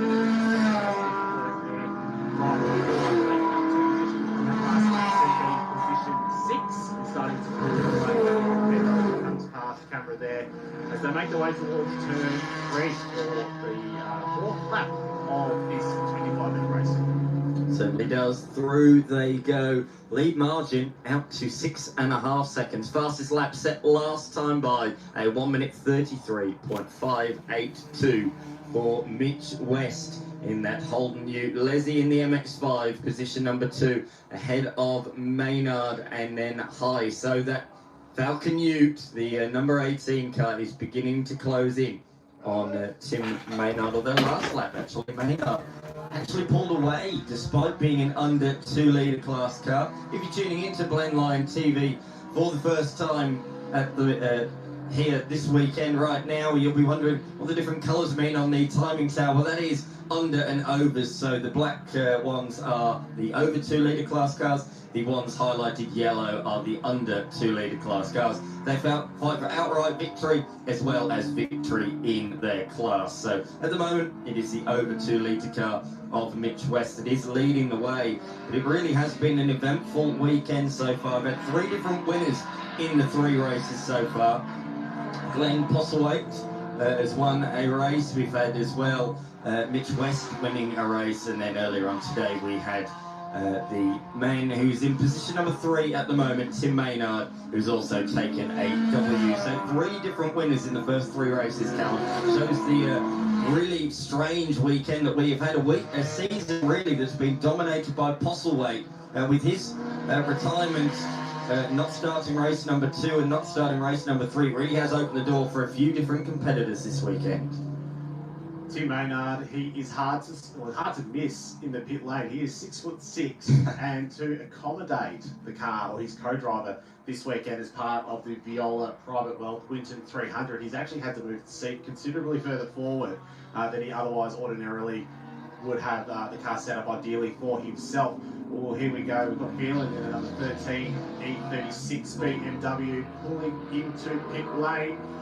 And right rear there is flat, so there's a puncture on that BMW. Not quite sure how they picked that up out on the circuit.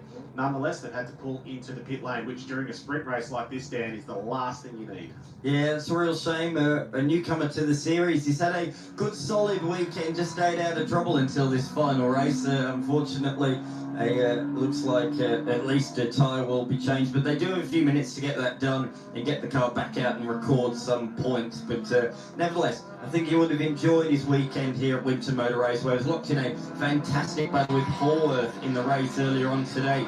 Lap after lap, got a lot of coverage on the live stream because it was a scintillating battle between he and the VN Commodore. So that's a shame that he's had to come into the lane with that puncture. But nevertheless, I'm sure that car will be back out there in the next couple of laps. High in the Falcon Ute, you can see there, just looming large in the background. Set a PB lap last time by, but it was still slower than Tim Maynard by 0.6 of a second. So Maynard is making the most of the tight technical middle sector and pulling a little bit of a margin. You were talking about this car. It was actually involved in a pretty significant hit at turn number 3 at the last round. And I remember talking to Tim. He was actually in the commentary box with me. He lent the car to somebody else for that particular race when it had the impact. And he said to me, I'll be honest, I'm not sure that car's going to be ready for the Winton 300 in a month's time. He has been working tirelessly during the weekends to get that car fixed and get it back on the race circuit. He said to me, look, it's not factory fresh, it's not like it's just rolled off the showroom floor, but it is out there. You can see a couple of dents on the bonnet and things like that, but to be out there, considering the amount of work he's had to do in the last 4 weeks, is testament to how much he enjoys going motor racing. As Ned Flanders would say from The Simpsons, it's got some speed holes in it, so that's of course their character building. It doesn't necessarily help or detract from the aerodynamic ability of the N13 Pulsar, but as you said, he spent most of his weekends trying to get that car turned around and ready for this very event. So a big shout out to Tim Maynard. It does look like he's sitting in a Jetstar flight. Right now, Aussies deserve more for less, and Domino's has got you sorted with our new mega value deal. Feed the crew with 3 value pizzas plus 3 sides from just $30.99 or $38.99 delivered, only at Domino's.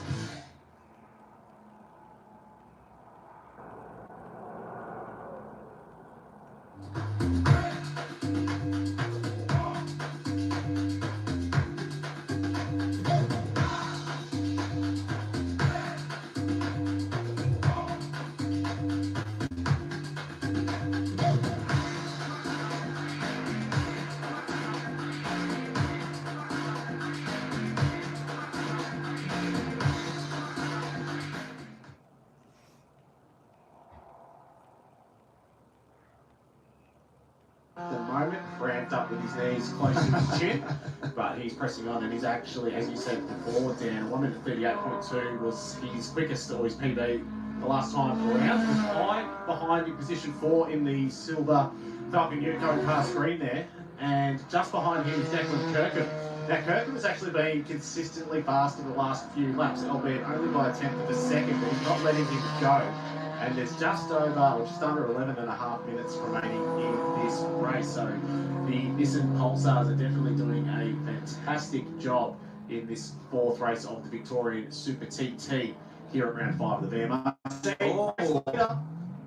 Off there at turn 9. And being 13 seconds in the lead, he's not got anybody else to blame for that off, and there's no back markers either, so I think an unforced error there for our race leader. He still is in the lead, but that 14-second margin that he's pulled out has certainly been slashed.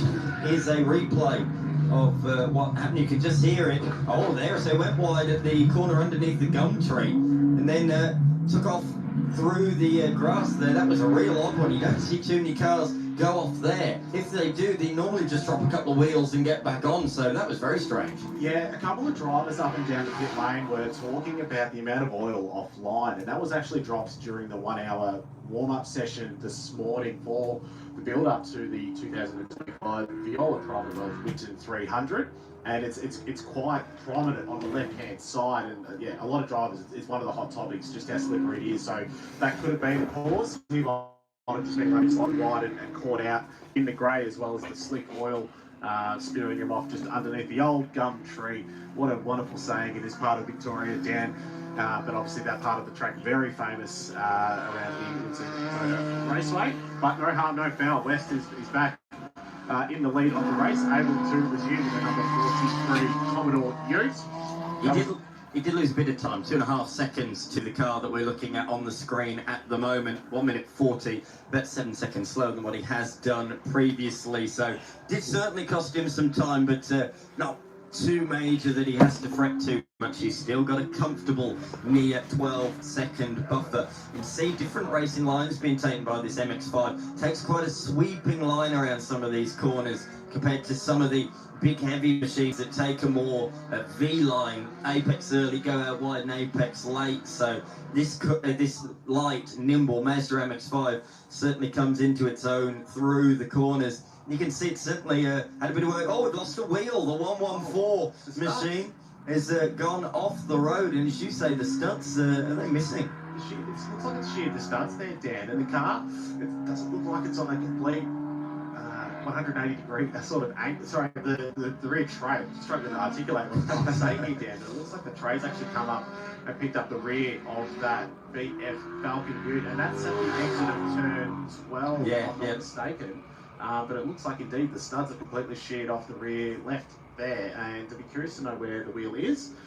But it is still stranded on the inside there. So the hard-working AASA officials will be taking a keen eye on that one, just trying to assess the situation. Of course, we've got local yellow flags at that part of the circuit too. So the rest of the drivers will have to take notes and address their current pace accordingly, just to navigate that part of the circuit now. Not the first person to get stuck there this weekend in the Viola Private Welth Winton 300 qualifying.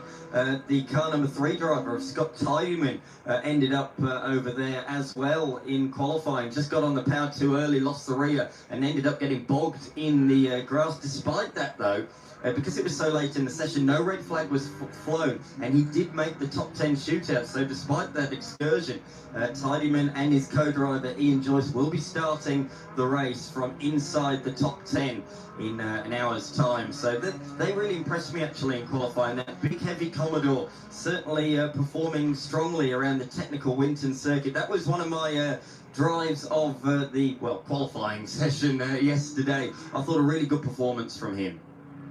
We should also talk about the track evolution of the Winton Motor Raceway circuit. It is heavily impacted by the amount of sunshine that hits the track and causes the UV levels to rise, and you can get quite a lot of grease and dirt, little bits and pieces coming to the surface, and it does make it quite a tricky track, especially at this time when you've got the sun nice and high in the sky, albeit it's been hidden behind some clouds at the moment. So the drivers collectively will be yielding a bit of a speed bonus thanks to their tyres just having better contact with the track surface, with the overcast conditions.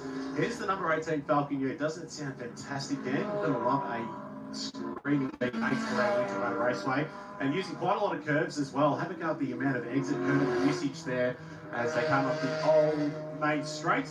and still holding down position 4. But he's starting to stretch that lead, well, not that lead, but that gap back to Declan Kirkham in position 5.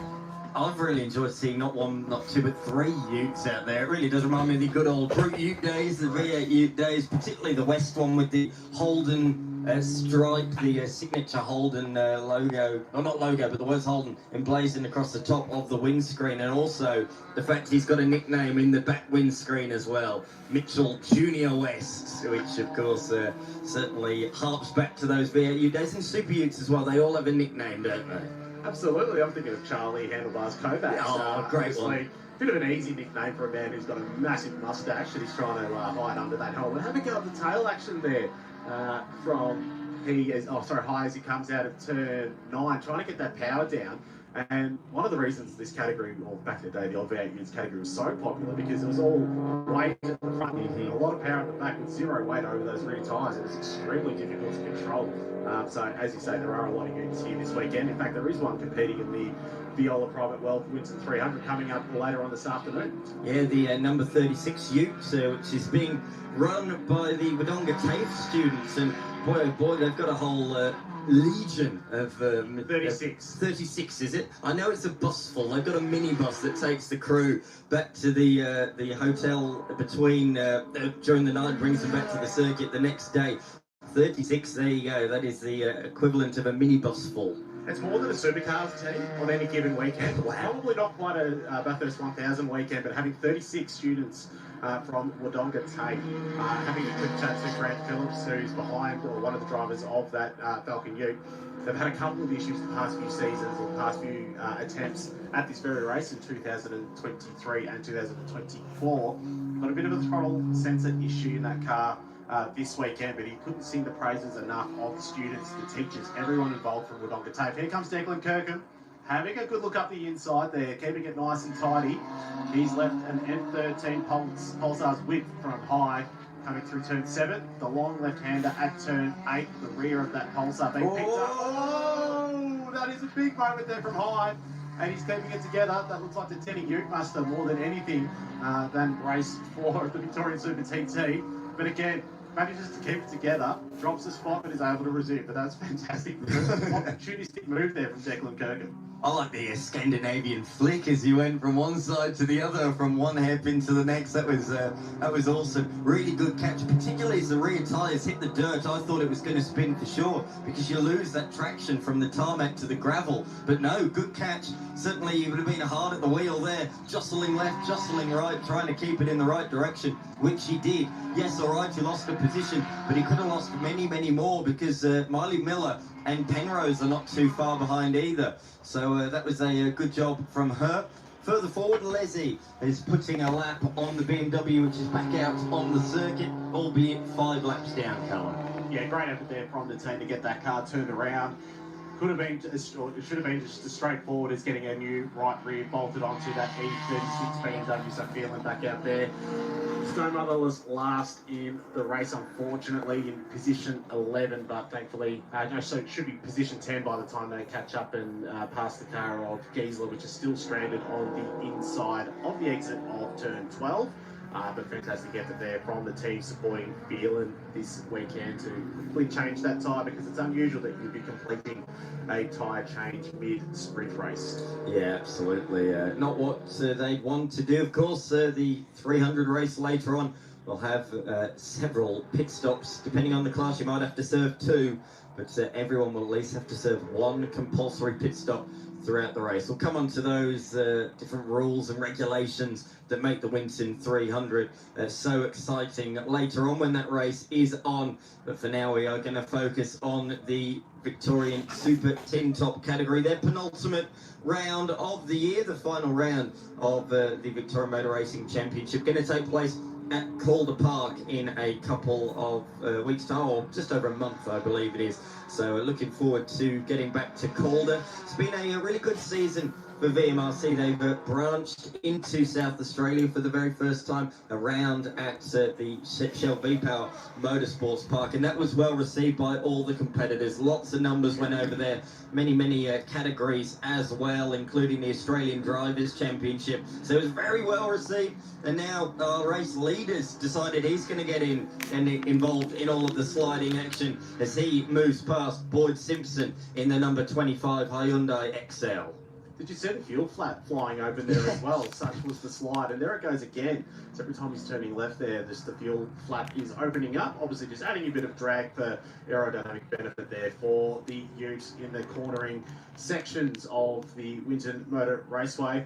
I love the front splitter on this Commodore ute. Doesn't it have beautiful lines, and it's beautifully presented by the team supporting Mitchell Junior West, as you said before, Dan. And we've got the checkered flag waving there, celebratorial weaving up and down the main straight there.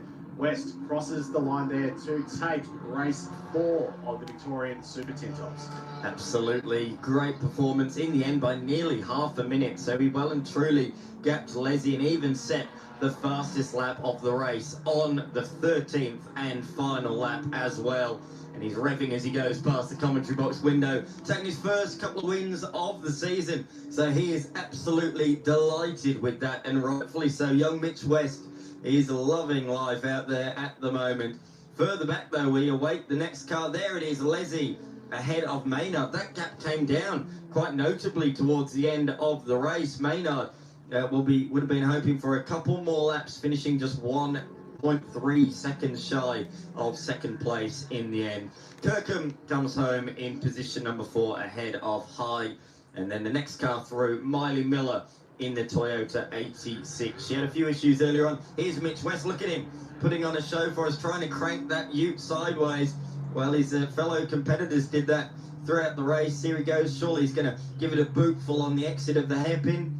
No, he's been a little bit reserved there, I think, but he is absolutely delighted with that, and rightfully so. You've got to begin to cool the car down at some point there, Dan, but he did have the car sideways for a good portion of that celebratorial slowdown lap. So here's confirmation on your screen there of the provisional results for race 4 of the Victorian Super Tin Tops. Mitchell West taking that race out from Luciano Lezzi in position 2. Tim Maynard doing double duties this weekend, home in position 3. Declan Kirkham in 4th position, Aaron High in 5th position. A bit of an up and down race there for the Falcon Ute, but very entertaining along the way. Harvey Miller, Frank Penrose, Boyd Simpson, Simon Hayworth, and Russell Phelan rounding out the top 10. Thankfully finishing the race in that E36 BMW. Yeah, good news that he was able to get back out there. Just the one non-finisher, Giesler, which we can still see stuck in the middle of the paddock out there at Winton Motor Raceway. So Gleeson didn't start that one. So just the 11 finishers in what was an exciting final race for the Victorian Super TT. Up next, we have the Sports Compact race in around about just over 5 minutes' time. Sports Compact has put on a show all year and continues to do so. Lots of different winners, lots of different top 3 finishers. So that will be an exciting race to finish things off before we hit the big one, the Winton 300, in just an hour's time. We'll be back shortly.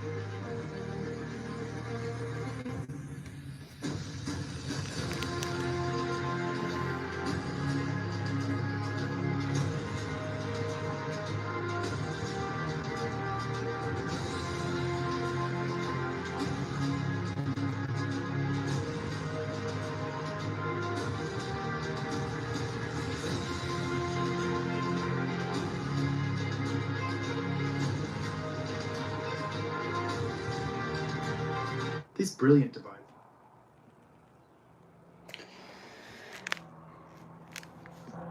Okay, we're going to head straight on with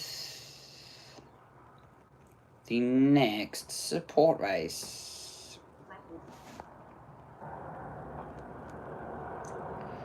Okay, so we're going to hand it now down to the pit lane in just a few moments' time to get a chat with one of the Winton 300 drivers from the Viola Welth Winton 300.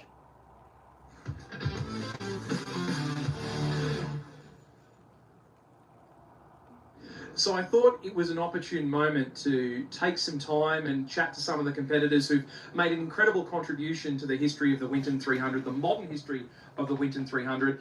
But again, we've been chatted with some of the people on the front row, the front-wheel drive front row, and we've chatted with the other BMW second row. It's a great time to catch up with my good friend and fellow improved production enthusiast, Andrew Butcher. Andrew, welcome to Blendline TV. Thank you, Dave. Great to have you here, and an incredibly well-presented E46 M3. We were chatting just before we went live that your first experience in the Winton 300s was in the previous generation M3, and that one didn't get off to the best of starts. Yeah, I've had a couple of goes. One of those involved a crash in the first lap, so we spent the weekend to go a half a lap. It wasn't the most fun weekend I've ever had. And you were here earlier in the year for the New South Wales Motor Racing Championship Improved Production Round. You put an incredible performance in qualifying, but unfortunately you didn't get to show the strength. This car has huge strength at Winton. Yeah, this you're pointing at all the loser ones, Dave. That's rough, but it's fair. Yeah, we dropped a valve in qualifying. We were about 2 seconds ahead of the pace there, so we've had to rebuild the engine a little bit. And Ravage Raceworks has been very busy on getting it all ready for this weekend, and it's a very different spec from the IP spec now. It's detuned. It's off E85, so we've lost about 50 horsepower to go back to 98, or we would have needed about 6 petrol stops. And it's got some extra weight with a secondary tank, and so it's a couple of seconds a lap slower, but hopefully we'll find that elusive reliability. Well, if your preparation is anything to go by, the performance in qualifying is anything to go by, the preparation and the spec of the car is lined it up perfectly with Division B. That does mean you'll have to do those 2 compulsory pit stops, one 5-minute, one 2.5 minute, but it puts you in amongst an incredible array of competition, and it does put you 2.5 minutes ahead pit stop wise of the cars in Division A in front of you. Yeah, I'm a bit worried about those Division A cars. They're real good teams and good cars to be there. So we would have loved to have been more that IP spec, so we could have raced with them a little more. We could have done 30s, but we think we're good for 32. And then of course the danger is you break out and you have a ripping lap and you suddenly pull a high 31 and you're in trouble. Well, we talk about preparation, we talk about preparedness, we talk about expectations. The expectation is at this level of grassroots motorsport, the cars will be a little bit rough around the ears and, maybe not the cleanest. I have to say, up and down pit lane, the car that you and the team from Ravage have presented, with Lockie McBrien as well, is just an incredible machine here. Yeah, I love it. I've wasted far too much of my children's inheritance on it, but they can wait. They can wait for a few more years for that. And it's a good car. I really like that we've got the Epilepsy Foundation on the side of it. So we're happy. It's incredible work that the Epilepsy Foundation does in and around helping people with that condition in Australia. Obviously, how can people get better involved in supporting their work? Well, there's one easy way, obviously, is to donate to the Epilepsy Foundation. My wife Sarah and I have done a lot of. We have our second daughter Jackie, who just turned 21 2 days ago, and Dad was not there for it, which is racing comes first over daughters, surely.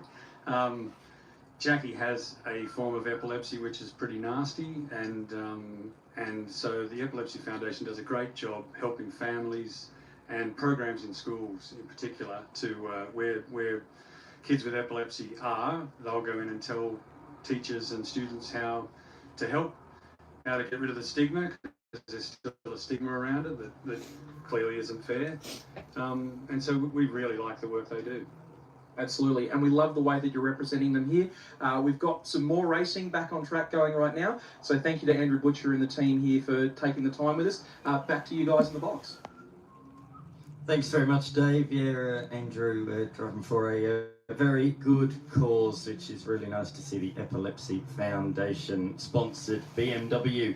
Here, though, we have our final support category race of the weekend. James Harris will start from pole alongside Linda Devlin in the Mini. Richie Gay in the 86 out of third, ahead of the first of the Clios of Damien Hunter. Steve Howard, the reigning champ, in his Corolla out of fifth, ahead of Neil Chesterton, Henry Draper and Declan Kirkham, hot out of the Super Tin Tops, back out in Sports Compact. He'll start ahead of Ben Moore, David Cantwell. Then we have David McCann, Keith Collins, Nicholas Jones, Chris Hales, Tim Hosey and William Gibson.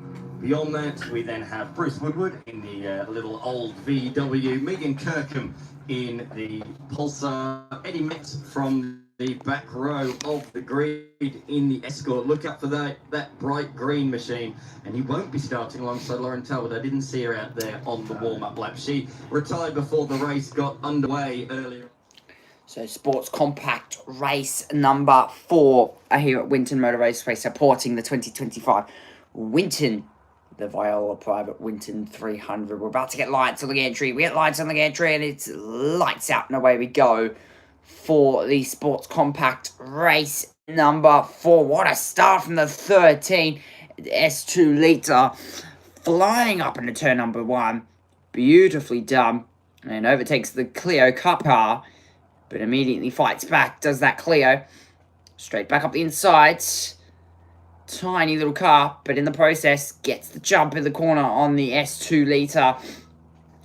Car straight back up the inside, and that's the move done. The Clio now up into position 2. Very nicely done there from the Clio Cup car.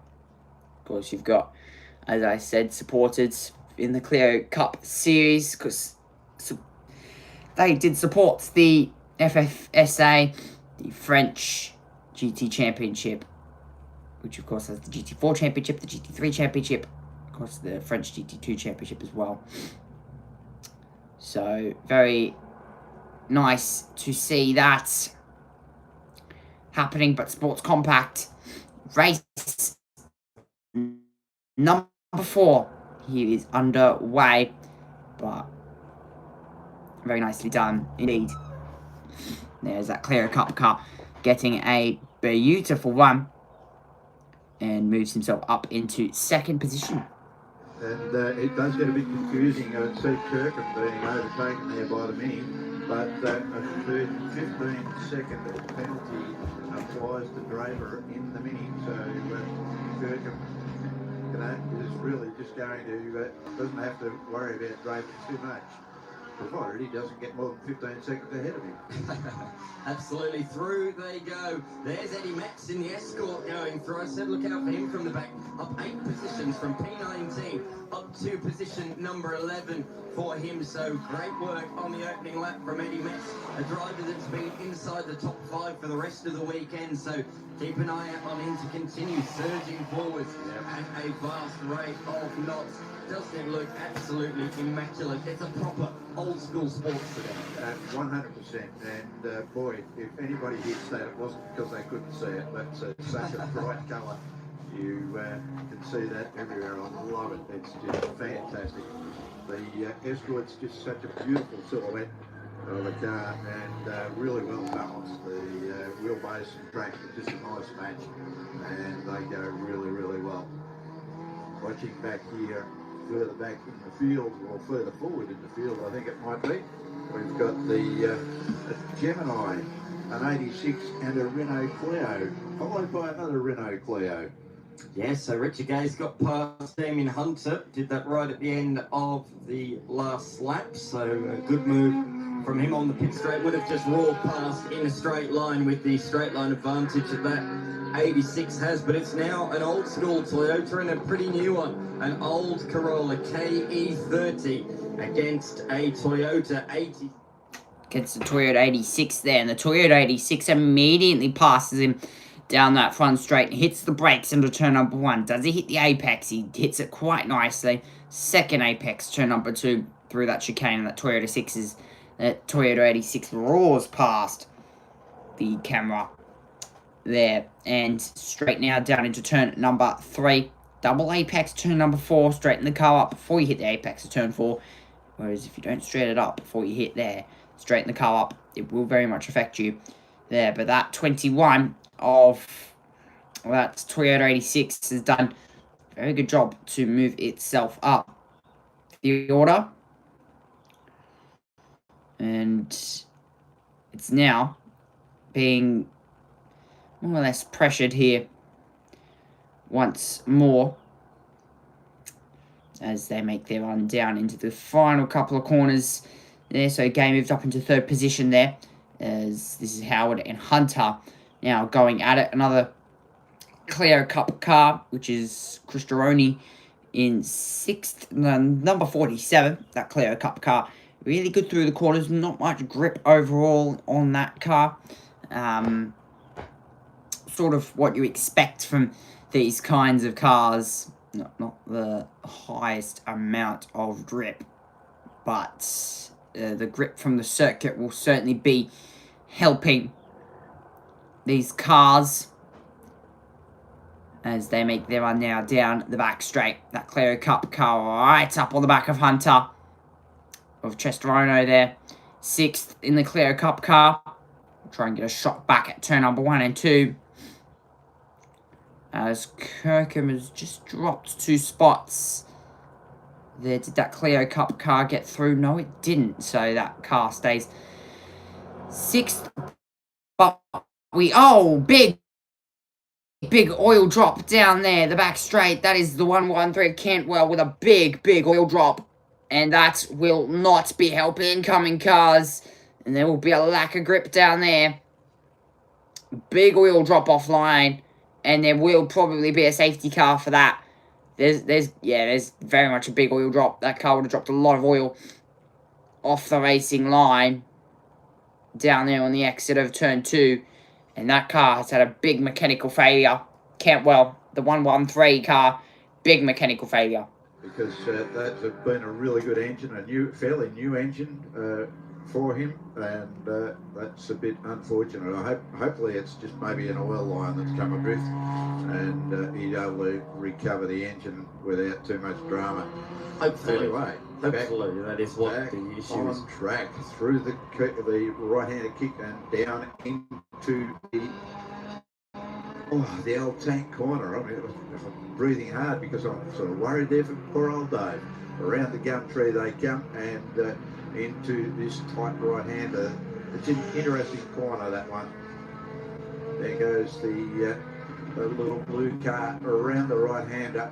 Couple of wheels up onto the curb and powers it on up the back straight. Jumps onto the brakes behind the Honda, and they turn it to the left. And I can see Kirkham there. I'm pretty sure it was in the background of that shot as well. Car 45 there. I think that's Lauren Talbot out there. It is. It's got Talbot emblazoned on the side of it. So she's jumped out of the Civic into an Integra. Yeah. So that's great to see that Lauren Talbot is back out there, and she's moving forwards as well. So that's great to see that she is back out there on the circuit, moving up into position number 17. So that's good. She will pick up some points, despite, it won't be the same amount of points she'd usually get in her very fast Honda Civic, but nevertheless, good to see her out there. Good to see her getting points. Linda Devlin does the same. She jumps from one mini to the other sometimes, and performs in one, then jumps in the other. These days, she's Draper's behind the wheel of that of the Mini, the red one, and she's just behind the blue machine. She just had a PB lap last time by 100th of a second slower than the man on the screen, our race leader James Harris. He did a 33.4. What is it this time by? Across the line he goes to complete lap number 5. Bit of a slower one, a 34.1 for him. But the margin, 2.3 seconds, or it was anyway, because where is Linda Devlin?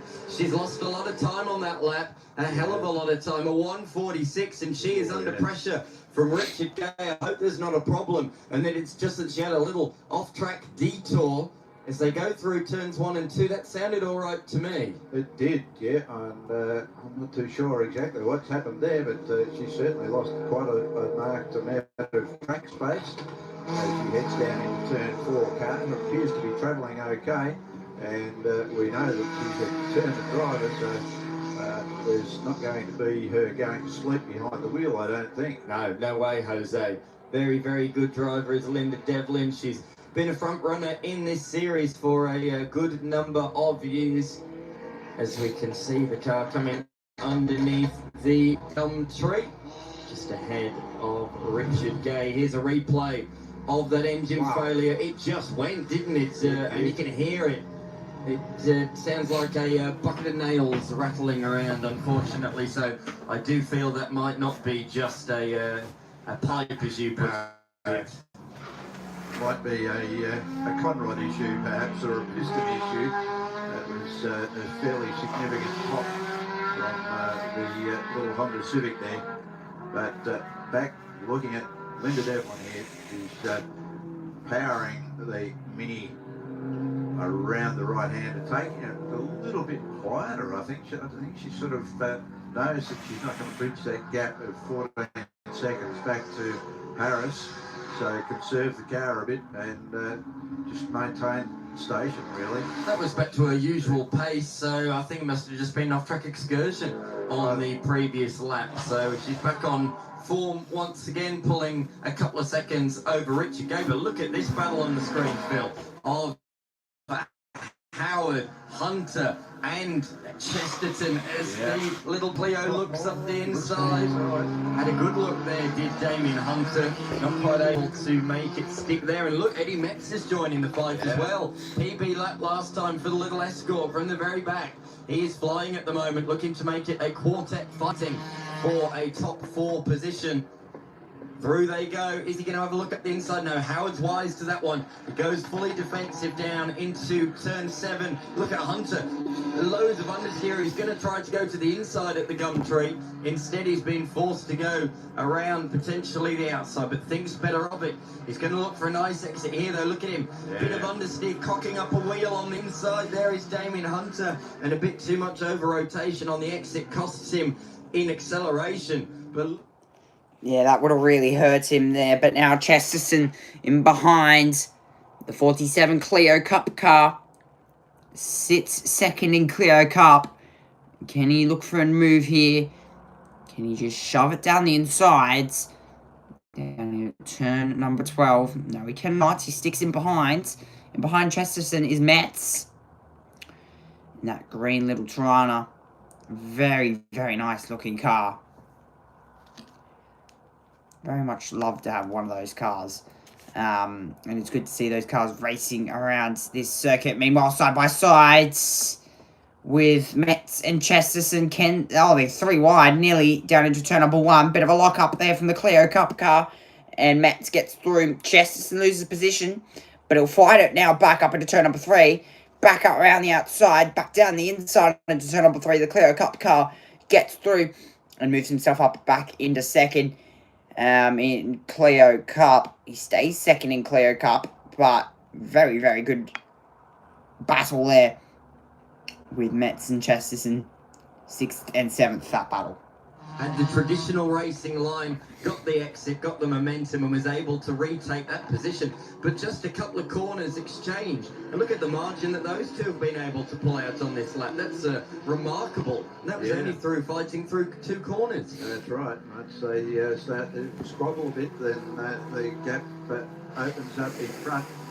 But they've got to try and fight their way back now as they come up and pass Mother Kirkham. Yes, Mother Kirkham indeed. Son and mother combination out there. Declan is running strongly at the moment inside the top 10 at this point in time. He's lost out to his fellow Pulsar competitor Ben Moore. Those two have been hammer and tongs all day, haven't they? Those two fighting, scrapping for position. So currently it's Moore that's leading that duel in the Pulsars. But let's turn our attention back to this thrilling duel a bit further forwards between the Renault Clio and the Escort. Down the straight, this time Eddie Metz looking to the inside, but the lightweight hatchback is a lot deeper under brakes. It's got a bit better brakes, it's lighter. There's quite a few things going for it as they stomp on the anchors. And had the superior line take that corner at a greater speed. Was able to straighten the corner out and just go straight through there. So the Escort compromised itself on the inside by trying to take that corner tighter. And just not able to capitalise on that at all. But certainly looks like it's got the legs around the corner, and the sweeper there is sort of, you know, got that little bit extra on the handling, but not enough on the right foot. Comes around the right-hander of Tank, hanging in behind, going through the old gum tree. Looks for a bit of an inside there, not going to happen. Wrangling around the right-hander, closes the gap up, looks for the inside run out of the right-hander there onto the back straight. But I think the Renault has got the legs down the straight, jumps onto the brakes for the left-hander and hooks it to the left. I thought Eddie Metz, and he has got a nice run out of there. He's going to pull to the inside at turn number 11, but are we going to see again the Clio better under brakes? Certainly are, but he's got the nose up there, up the inside. That means that he's forced. Eddie's been forced to go around potentially the outside, but that's annoying. I just lost where we were up to. That's fine. So trying to work out where he's strong. Force Chesterton to just leave that little bit of a gap. Yep. Force his car in there. And even then, it still took him several corners to make that move. It did, but now look, he seems to have pulled a bit of a gap. And yeah, that's considering that they were so close lap after lap after lap, he pulled quite a gap on him once he managed to get past him. And that's a little bit interesting as he comes down around the old gum tree yet again, singing that song around the old gum tree. I noticed there's a fair bit of marbles, particularly around turns 6 and 7 offline. So you see that a lot in supercars competition. Those marbles, bits of tyre rubber that's been discarded. And when you get offline and onto the marbles, generally it becomes an ice skating ring. Very little grip out there. So that could be a big talking point in the Winton 300 when the leaders are lapping the slower traffic. They don't want to be getting off the racing line because there is certainly some marbles out and about around the racetrack here at Winton this afternoon. Out in front. And not only rubber, not only marbles, it is very, very much oil.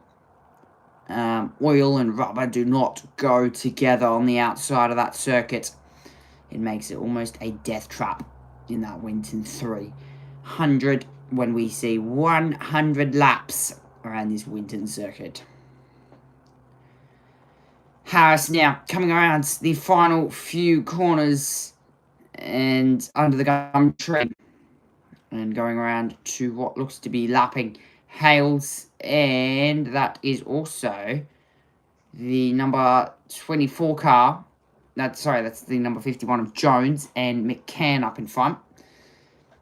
Harris has done a beautiful job here. 11 seconds.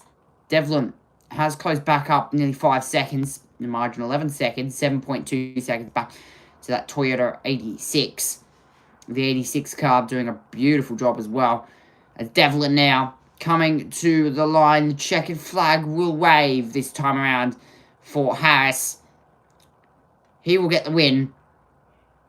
Harris over Devlin. Gay, Howard, Hunter, Metz, Chesterton, Draper, Moore, Kirkham, Collins, McCann, Jones, Hales, Talbot, Hosey, Gibson, Woodward, Kirkham, and Cantwell that sadly had that big engine failure and dropped a whole bunch of oil on the circuit down there. But no safety cars in the Victorian Motor Racing Championship so far in race number 4. Up next, though, it is time for the Winton 300. It'll be commentated by myself. Absolutely. They continue to come on through. Richard Gain third. Howard held on to position number 4 with that trainer cars behind Hunter, Metz, and Chesterton. Chesterton fell a little bit further back in the end and finished 5 seconds behind in 7th. Draper's penalty, where is that going to drop him? He comes across the line now. However, both of the Pulsars are within 15 seconds, so Draper will fall to 10th. And Ben Moore and Kirkham will be promoted up a position each. So it is Moore, though, that won the little Pulsar battle. As we see the top 10 in that one then, Harris from Devlin, Richard Gay in third, Steve Howard in position number 4 ahead of Hunter. Eddie Metz did well in that one from the back of the grid to finish in 6th ahead of Neil Chesterton. And as we say, Henry Draper with that 15-second penalty will fall behind both Ben Moore and Declan Kirkham to finish in 10th. Beyond that, Collins, McCann, Jones, Hales, Talbot, Hosey, Gibson, Woodward. And unfortunately, the DNF for the your mates out there on the circuit. Well, yeah, I'm going to have to go and see how badly ventilated he is. And we'll go to an ad and we'll be back in a moment.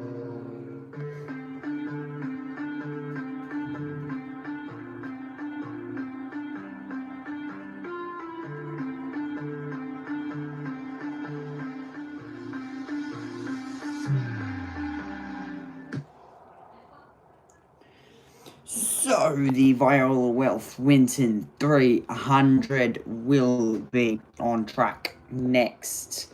We've got a few pit lane interviews to do before we head down there. I think there's also a bit of a track walk to do as well. But we're not too far away from the Viola Welth Winton 300. Let's head down to the pit lane.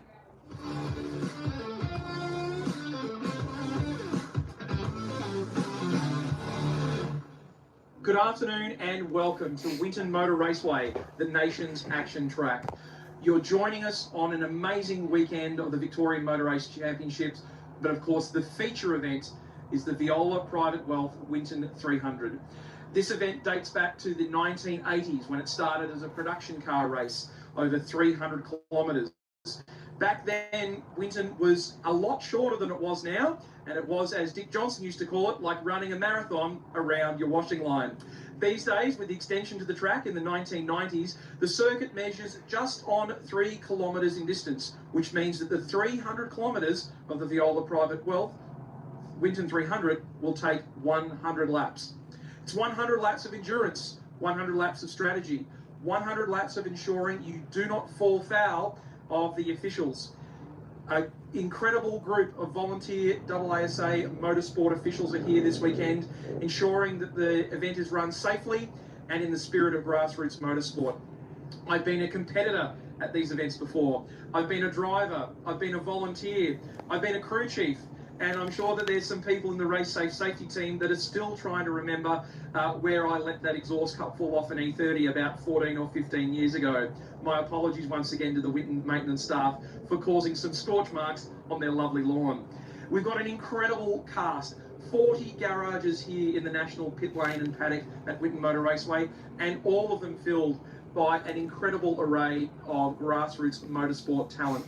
We've got front-wheel drive, we've got rear-wheel drive, we've got all-wheel drive, normally aspirated, turbocharged, supercharged. With my colleague Tammy Sewell a little bit earlier, we did some interviews with some amazing stories from people up and down the lane, what's brought them to this level of racing and where they're moving on from here. In and around that time, I got a chance to wander up and down the lane and chat to some of the people about their strategies, how their cars are set up differently for this race. This is not sprint racing. This is not 10 or 15 minutes pushing the car as fast as it will go. This is 300 kilometres. We expect the race to run anywhere from 2.5 to 3 hours this afternoon. And as the clouds start to threaten what was a magnificent sunny day here at Winton Motor Raceway, the teams that have made the decision to run flat out on slick tyres may begin to rue that decision. Of the 40 runners, only 39 will take the grid this afternoon. Unfortunately, the Team Bacini Racing BMW 340i has been a withdrawal due to an engine failure. There are still 39 competitors due to take the start of the race this afternoon. Of those, 10 will be running full slick tyres, which includes our pole sitter and husband of my co-presenter Tammy Sewell, Anthony Sewell, who of course is seeking redemption after a mechanical failure early in the Wakefield 300 a little bit earlier. He'll be chased down by the first of the TCR cars to join our Winton 300 field. And on the second row, we've got an incredible group of BMW M products with an E46 and an F80 M3. We then start to get into Aussie Muscle, the Joyce and Tidyman VF Commodore SS, And again, seeking redemption, the Giantini Honda Civic, which of course suffered an incredibly painful late race failure at the Wakefield 300 earlier this August. And we look further down the field, also seeking redemption for his Winton 300. He nearly got in a Winton 290 at last year's Winton 300. Jeff Townsend will not be sharing with Aaron Wemyss this weekend in the Lotus around the mean streets of Winton. As I look further down the entry list, there's plenty of competitors from across Australia. We've got a bevy of Mazda MX-5s. Watch out for Todd Herring on board the 791 car, the Spy Optic and Carbon 6. We've seen that car run incredibly competitively as a Division C car. The 1 minute signal is being indicated to the teams now. Thank you to our starter. Thank you to all our volunteer motorsport officials. We're going to start engines here for the Viola Private Welth Winton 300. We're going to roll out a capacity grid as one of the nation's favourite grassroots enduros gets underway this afternoon.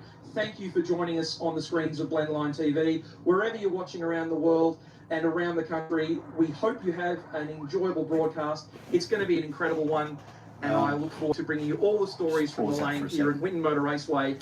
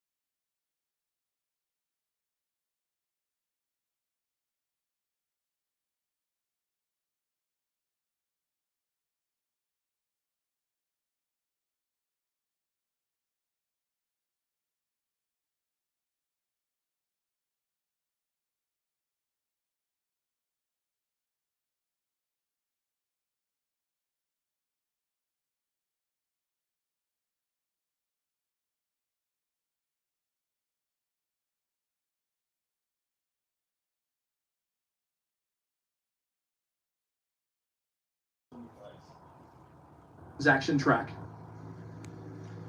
Thank you very much, Dave Stillwell. Certainly setting the scene for us down there in the lane ahead of this, the 2025 edition of the Whip.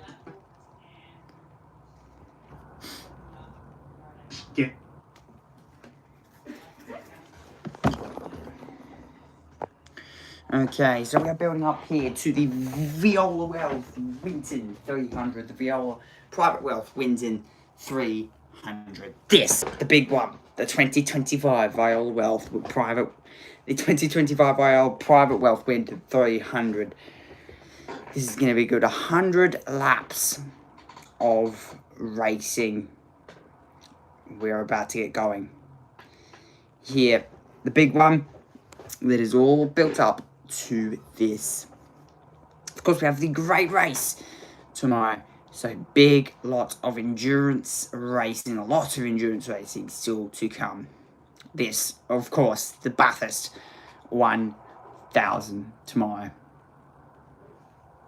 It's all live. We've got a live roaming camera following Dave and Tammy in the pit lane, and these fantastic pictures are coming to you. And it's a big thanks to Blendline TV for all of their efforts to bring you all of the action. We should point out as well, we're keeping half an eye on the comments as well on the YouTube stream as well. So we encourage viewers from home to reach in with any questions or your comments during this race. And you can see on screen here the Buccaneers Subaru to the right, along with the Fiat Abarth, the Cinquecento or 500, starting on the left-hand side there, driven this weekend by Francois Habib and Claudia Lennox, both very experienced hands in Formula V, and they've stepped behind the wheel of the Fiat 500 here this weekend. And that's just one car that has so many stories that we'll bring to you this afternoon. And we can see that we are getting closer to a race start here, Dan. We've already had drama, incidents throughout qualifying, most notably the pole position car, a gearbox issue in the warm-up earlier on this morning. So they've worked tirelessly in the last couple of hours just to get that out there. And speaking of issues, is that TCR car getting away? It is. That was a bit of a slow start for it, but it's certainly piling up this morning. Great work from the BYP team of Sewell and Tran to get that car out there. As we take a look at the grid, it's Anthony Sewell, Barney Hogan lining up on the front row of the grid. Andrew Butcher in third, Ken Christie in fourth, Ian Joyce in fifth, Matthew Giutini in sixth, seventh, Glenn Townsend, eighth, Ben Arnold in eighth position. There, starting in that Group A class in eighth position, Ben Arnold. But yeah, Anthony Sewell and Barney Hogan lining up 1 and 2 here for the Winton 300. Of course, 300 kilometres, 100 laps. A long way. Paul Buccini in 9th, Nicholas Agar in 10th, Charlie Viola in 11th. 12th is Chris Stennard in the Class C.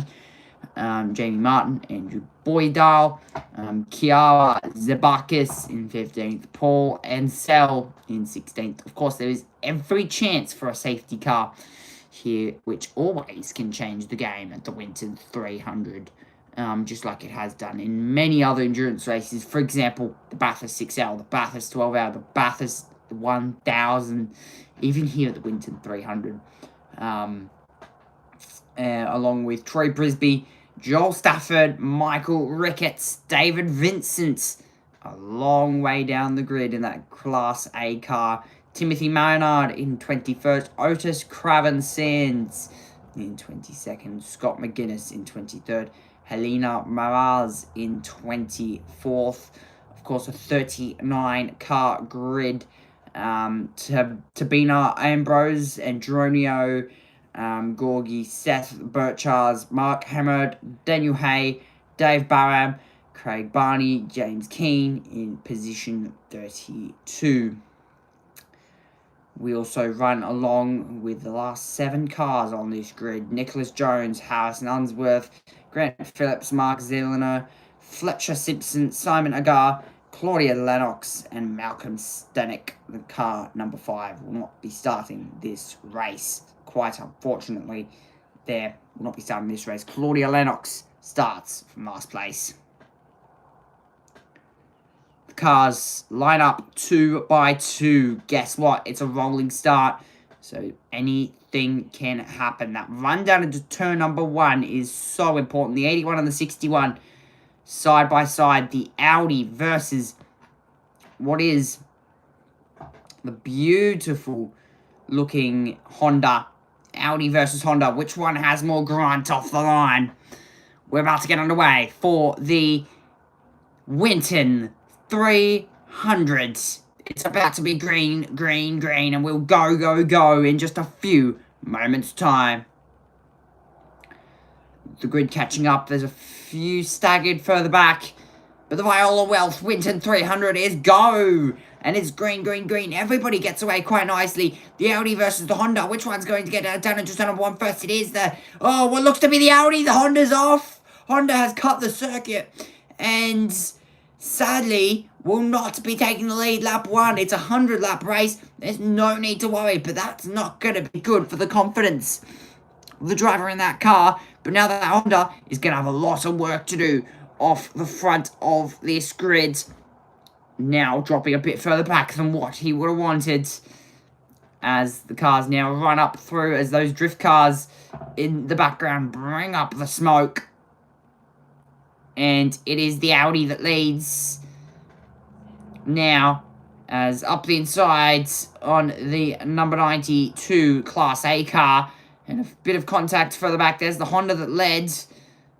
Dropping further and further back. Does that car have a problem? Now, that's the big question. Does that car physically have a problem? Because if it does, it's not going to be good. That 81 has dropped really far back. It's actually back down to 12th position. So, not the confidence that that car would have needed. Is it lacking with a bit of straight line speed? Of course, it did go through the grass. It can possibly have a bit of floor damage, if anything. That is a possibility. There, as the 154... That is the BMW performance car braking down into the final corner of turn number 12. And now making its run out and onto the front straight. And picking up the leaders, which is of course that Audi there. As the 81 flies by that Honda with a lot of power. McDougall leads out of lap 100. McDougall leads the number 66. Audi leads over Butcher, the number 59. Joyce, the number 3. 6.3 seconds back. 40 cars taking this start here. Is the number 44. There looks up the inside of Ansel. And they're going to side-by-side. Ansel and Bollard side-by-side. The 44 and the 41. There is very much a range of cars on this grid, and it just makes it so interesting here with the variety of cars, class cars. Battling is always so good, and it's battling. There's battling all the way up and down the grid here. Of course, the classes are explanatory here. So, you know. Oh, and that Honda is very slow. That is Harana in that Honda that was actually off pole position has now quite literally slowed. He's down in 8th, but of course, not leading in class, which is very, very strange indeed. The number 7. They're trying to keep position. Does he? Yes. Now, of course, the car behind him is the 173 of Townsend. Very successful in endurance racing. Very much an endurance driver. Of course, we do know that a lot of teams here will be boxing. Of course, you have a 2-minute stop and a 5-minute stop up inside. Nearly contact. The number 144, or 44, sorry. Very much getting locked up. All 4 brakes were practically locked up on that car. As it looked for a big, big move. And I think in the process, it might have got it done. So, a very good job there to be able to get that car stopped. That was Bolton getting up the inside of Ricketts and Zabatrunev.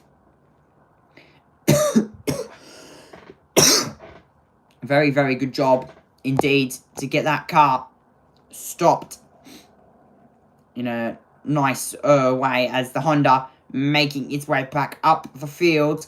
Haranan up right round the outsides through the gum tree. You can see a bit of oil that's been dropped there on the outside. The 154 covering. Townsend looking up the insides. What looks to be in an LMP2 car, but it isn't an LMP2 car.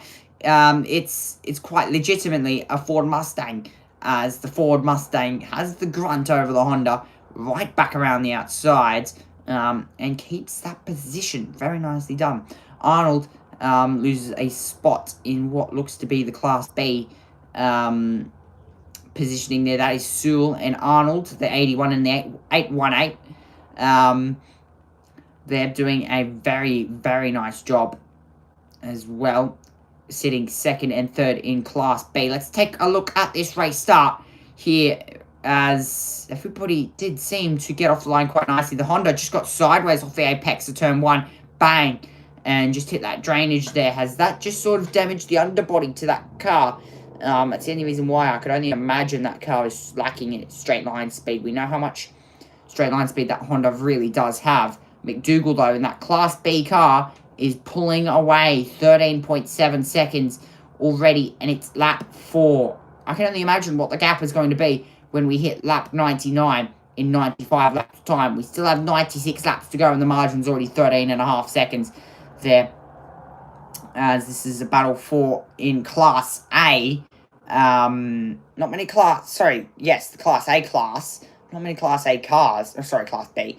I'm currently for second and third. There's a few Class B cars further back down the grid as well, as we look at the 333 car off the road ever so slightly, and having a good battle with the number 64 as well. I will get a shot of who that exactly is. Meanwhile, Giutini back up the inside of Arnold.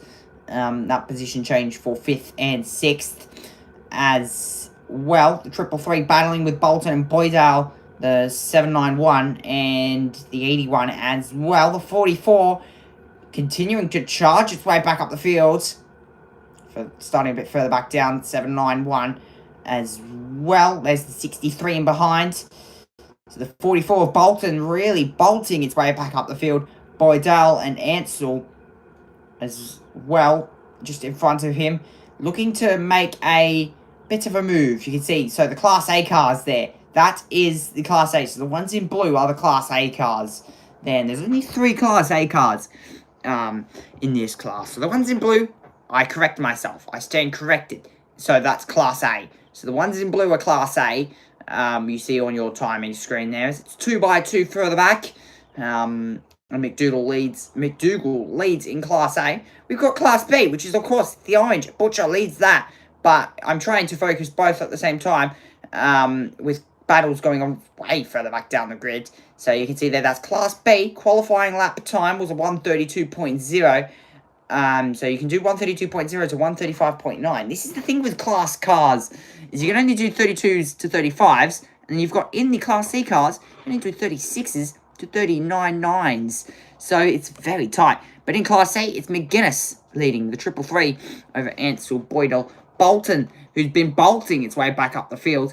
Not as far of a gap in Class C. There, so that's the green striped. That's green stripes there. And then we've got Class D as well, leading by Georgia and Barney, 2.5 seconds. So Georgie in the 85, leading very, very nicely. That's 141. So I think 144, 140.1, 140.0 to 143.9. So you've got a 3.9 second gap margin in the Class D class here. So that is Class D there, running over there. So the qualifying lap times there, as you can see, 140.0 to 143.9. I think there are multiple classes. So yes, there are multiple classes here. There's a few Class A cars further back down the grid. Class A, of course, only has 3 cars. So no, there isn't. I stand corrected. But yes, so Class D being led by Georgie, Barney, Kenny, Butraz in 4th, Barman, Jones, Hay, Unsworth in 8th. And then we've also got the Class E cars, which again only has 3 cars in it, but a 144.0 and slower those cars can go. So of course, if you breach over the time bracket for that, it can be a penalty in the way.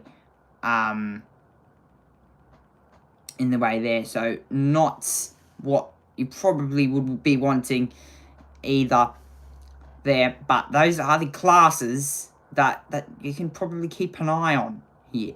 So mainly the ones that you need to keep an eye on here would be, really, all of them. You need to keep an eye on all of them. All the classes are going to have some sort of lean change going on in them. As in Class A at the moment, he's still McDougall. He's our overall race leader, 28.4 seconds. The margin, 28.4 seconds, that margin. Back to Butcher in Class B. And then, of course, second place is Antonio as well. This is a big dive from the 194 on the 87. Getting that move done. And under brakes, does he get it stopped slightly? But off the road, the 154 there sitting. I think I was in Class C, that car. Really under brakes. That car was so late under brakes. There, the 154 car, really late under brakes. That was epic to watch.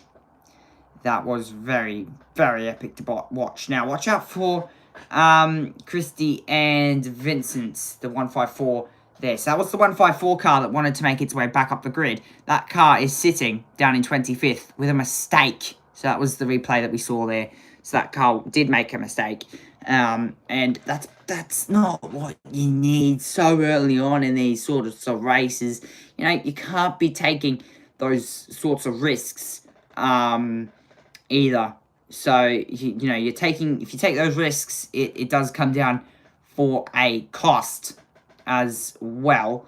But yeah, leader in Class C at the moment is McGuinness over Ansell and Boydell.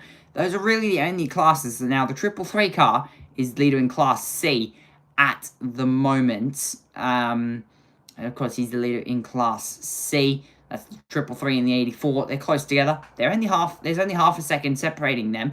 So we'll probably keep an eye out for that in Class C. That's the 333 and the 84. Keep that in mind. Zukanovic, sorry, he's not sitting third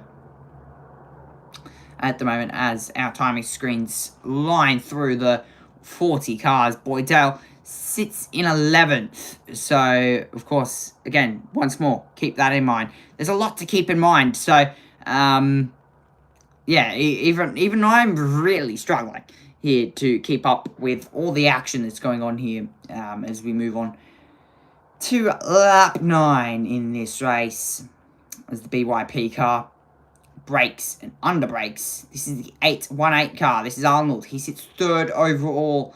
So, of course, that podium position going on there for Arnold. Sits third overall at the moment. Sits third there in Class A. So, very nicely done. But he's going to be battling a few Class B cars to get past, to really stand his dominance. It's very much going to be hard to be able to do that in this race here, as there's battle going on. That battle continues here in Class B, as the Class A car, the 818 car, goes past Giultini, and that's a move actually for position. Arnold back up into 4th position. That car very good under brakes. That's what most Class A cars will be very good at. They'll be very good at being under brakes, and that's where they'll be really performing, as already our Class A and overall leader of McDougall, passing lapped cars from, well, I'm going to guess, all the way back up until about 9th or 10th position, or maybe even 5th at some point here. So you'll see throughout the whole race that our leader will be lapping people. I can very much count on that one, as this battle for 11th and 12th. This is the 139 and the 90 car having a good battle. This is a battle in Class B for 21st and 22nd overall, but 11th and 12th in class. Sukanovic and Craven Sarge as well as one of the V8s. This is one of the first V8s in this class. This is Class D. Class D, number 36 car. I think this is our leader in Class D, actually. I will check that. No, that's not. Barney, our class leader, 151. There, but this car sits 14th overall in Class D at the moment. So, one of the slower classes. But yeah, so, that time gap will be, the time gaps are quite big in the classes. So, again, Class A, there's a 4-second gap between each, but 145 onwards is in Class E. Now, we'll try and pull up our Class E leader as well. We've run through the Class A, B, C, D, but we'll try and pull up the Class E leader in a few moments' time. Or, at the moment, it is, I think, Huang leads in Class E. They're the Chinese driver. I think I could be wrong. There, I will most likely be wrong with a lot of things. But yeah, Huang leads. The 98 car leads in Class E. So that is a rundown of your class leaders. And there's so much battling. It's unbelievable. And this race will chop and change, you know. Sunlight has actually gone away. So the sunlight that was on the circuit has very much delaminated. And the track temperature will continue to go down there as the 154 car having a good old scrap with a few other class cars. That 154 car off, and that is the... Is that the 101 car? That is the 101 car. Now, of course, that's not in Class A, but that 101 car is very much in one class. I think that's further back down. I think that's Class D or E. Possibly. That's a Honda. Honda Civic. Off the road. Now, that time gap in Class A, a 1 minute 30 to 1 minute 30.1. You can't go any faster than that in Class A. But you compare that to Class E, you know, you've got an 11-second gap. That's it. That's it. That's a real chunk. That is very much a real chunk. Class B, Butcher leads 5.7 seconds back to Giotini in second. Joyce and Townsend, your top four in Class B. I'll get that qualifying lap time for you. So 32.0 to a 35.9. Now expect 35s to be race pace for the Class B cars. Now Buccini and Walsh, the two cars that are already out in this race. That number 36, Ford, is very much going a bit slower than what you'd be expecting from a car like that. A few engineers there grabbing a bit of data off the cars. I don't even know what that machine is. Don't even ask. Don't even ask. As this 36 continues to trail along. Now, does this car have a problem for us to keep cutting back to this car? There's the number 3 car going by. Now, that number 36 car is sitting 10th in class, and he's sitting 10th in Class D. So I was correct when I said Class D. But yeah, that car does very much sit a bit further back than what he'd be wanting. Sitting 10th in class, but I guess trying to sit to a certain lap time and try and also keep position, but I don't think that's happening, to be honest, because it's a struggle town, because he's dropped right back to the back of the field now. If that car can't box, it could be a bit of a problem. Now, Huang does lead in Class A, 144 and slower for the Class E cars. Simpson sits in second, and Zellner sits in third. So, 5.6 seconds from first to second in Class E. And then, of course, 7.2 seconds back to Zellner in third. The 96 car sits dead last. Well, technically dead last in this race. We still have 36 cars remaining. We've already had 3 retirements. That is a big number. McDougall, 128.8, fastest lap in Class A. That time around for McDougall, 37 seconds. Wow, what a margin. Who would have thought? Meanwhile, we look at this battle, the 173 and the 7, and the 818 here having a good old scrap with Giotini getting a good old scrap going on here. The 13, the 818 having a good battle, and then Joyce, Townsend, and Hanarana sits in behind. engineers all standing there on the pit wall. We have 87 laps to go. It is a huge chunk of racing here. But meanwhile, this is a good three-way battle. And leaving each other racing room is going to be the biggest point in this race. But a good old scrap early on. 8-1-8 and the 13 side by side as they run up to through turn 4. Can they keep it side by side and try not to make contact? These two cars seem to be pretty well matched in straight line speed. Round the outside goes the 8-1-8. Side by side still with the 13 here. Arnold and Giortini scrapping for position. This is for 4th and 5th. Very good battling. And it's what we like to see in class battling. It's very, very good action. If I do say so myself. Haven't seen a shot of our race leader in a while. But he does lead by 37 seconds. So I think he's doing well at the moment.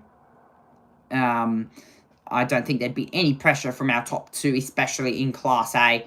Arnold very much wanting to be getting himself a bit further back up the grid. That will be probably one of his goals. Now, Arnold has passed Giuttini.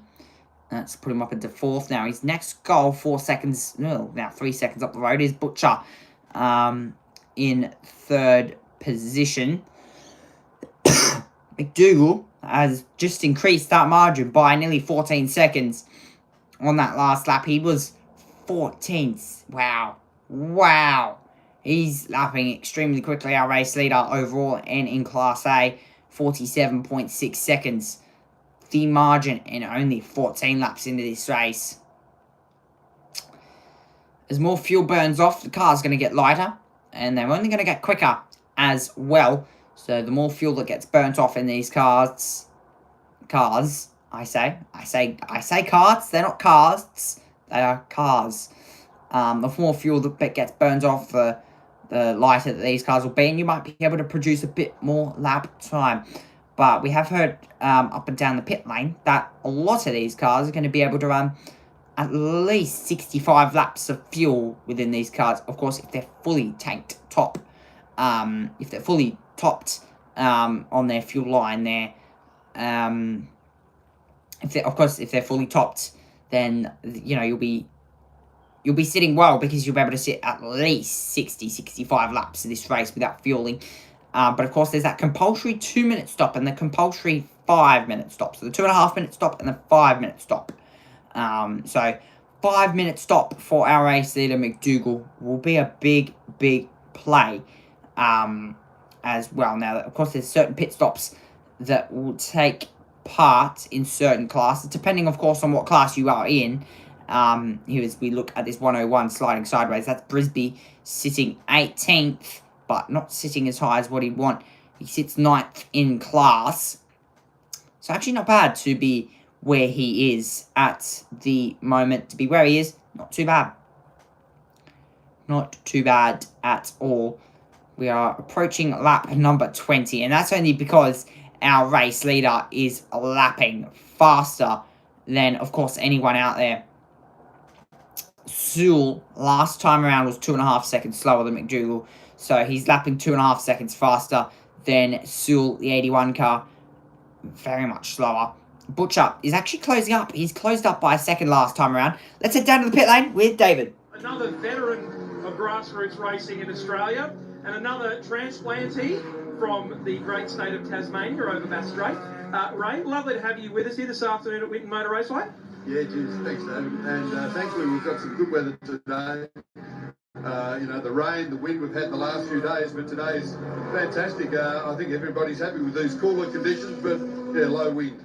Now, you're on the comms with Ken Christie, who's on board the number 154M3 at the moment. Qualified the car on the second row, but not everything's gone to plan in these opening 15 laps. No, look, it's all due for Ken. He's a guy that's done a lot of club racing, and he's now having to step up into racing against door-to-door with other cars. So it is a confidence thing. Ken is just slowly building up to it. And yes, he's fallen back, but look, in the last 3 laps, thankfully, he's he's got some of that confidence back, and he's now passing cars that did get past him. So I'm hoping that he can that'll be good for his confidence. He can keep pushing forward. Now, we've just heard that we've gone past lap 15, so the CPS window has now opened. As a Division B car, I take it you're just sitting back waiting for a safety car before you can take care of one of those compulsory pit stops you need to take care of? Yeah, certainly. Now that we're past 15, we can run the car up to lap 50 with the fuel that we have. So, we'll just see how the car is, how the driver is, and yeah, absolutely, if any incidents happen on track. So, no, at this point, we're happy. We certainly would have liked to have maintained where we were, but it's all an experience for him. So, he'll learn from it. Fantastic. Well, we wish you and the rest of the BM Performance Centre crew a great rest of the race. We'll catch up with you hopefully in Victory Lane. Cheers, David. Thank you. Back to you, Callum and Dan. Up in the commentary box here, covering and when I say the whole entire race, I mean the whole entire race. We've got 100 laps of the Viola Private Welth Winton 300 as we see a Hyundai i30 now. The CPS window for every single class car has just opened. That was lap 15. So I'm learning on the go here. Oh, big off! Big off! And that is the 173 car. That's Townsend, who sat third in class. He's what looks to be beached in that long grass. Big off. Wow, that's Glenn Townsend and Aaron Wemsey in the 173 Beta, a marine car. Is he beached in that gravel? No, he's done a good job, actually, to get that car out. Now, I was about to go on to the topic of how I was going to commentate this whole race, but has he just got out offline, or has he been helped? Has he been helped? And, just so late under brakes. That car was off at, 100 and nearly 200 kilometers an hour, and he was on the brake stops immediately. You can see a Clio car just cutting off in the background, cutting through the gravel.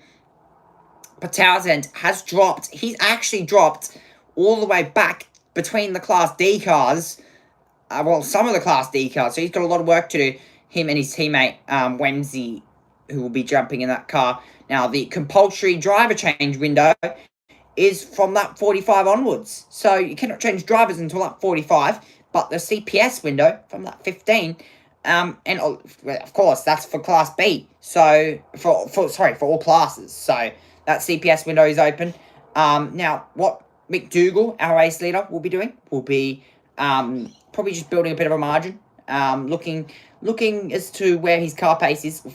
Man, we've already seen his car pace. He's pulled nearly 60 seconds to the car behind, which is very much what class racing is about. As, meanwhile, that car that looks like an LMP2 car is slowing, but it's not an LMP2 car. It's a beautiful Ford Mustang that was grunting down that back straight a bit early on in this race. We're only on lap 20, but it's slowing. Now, this car was sitting 5th in Class B.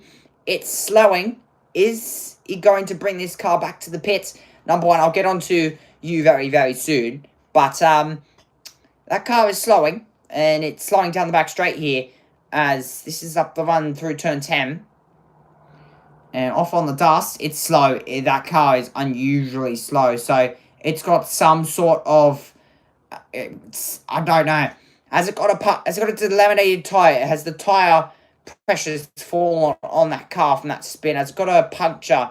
Now, a lot of these cars you run on that slick tyre, which can be a risk for when it rains, because of course you don't have wet tyres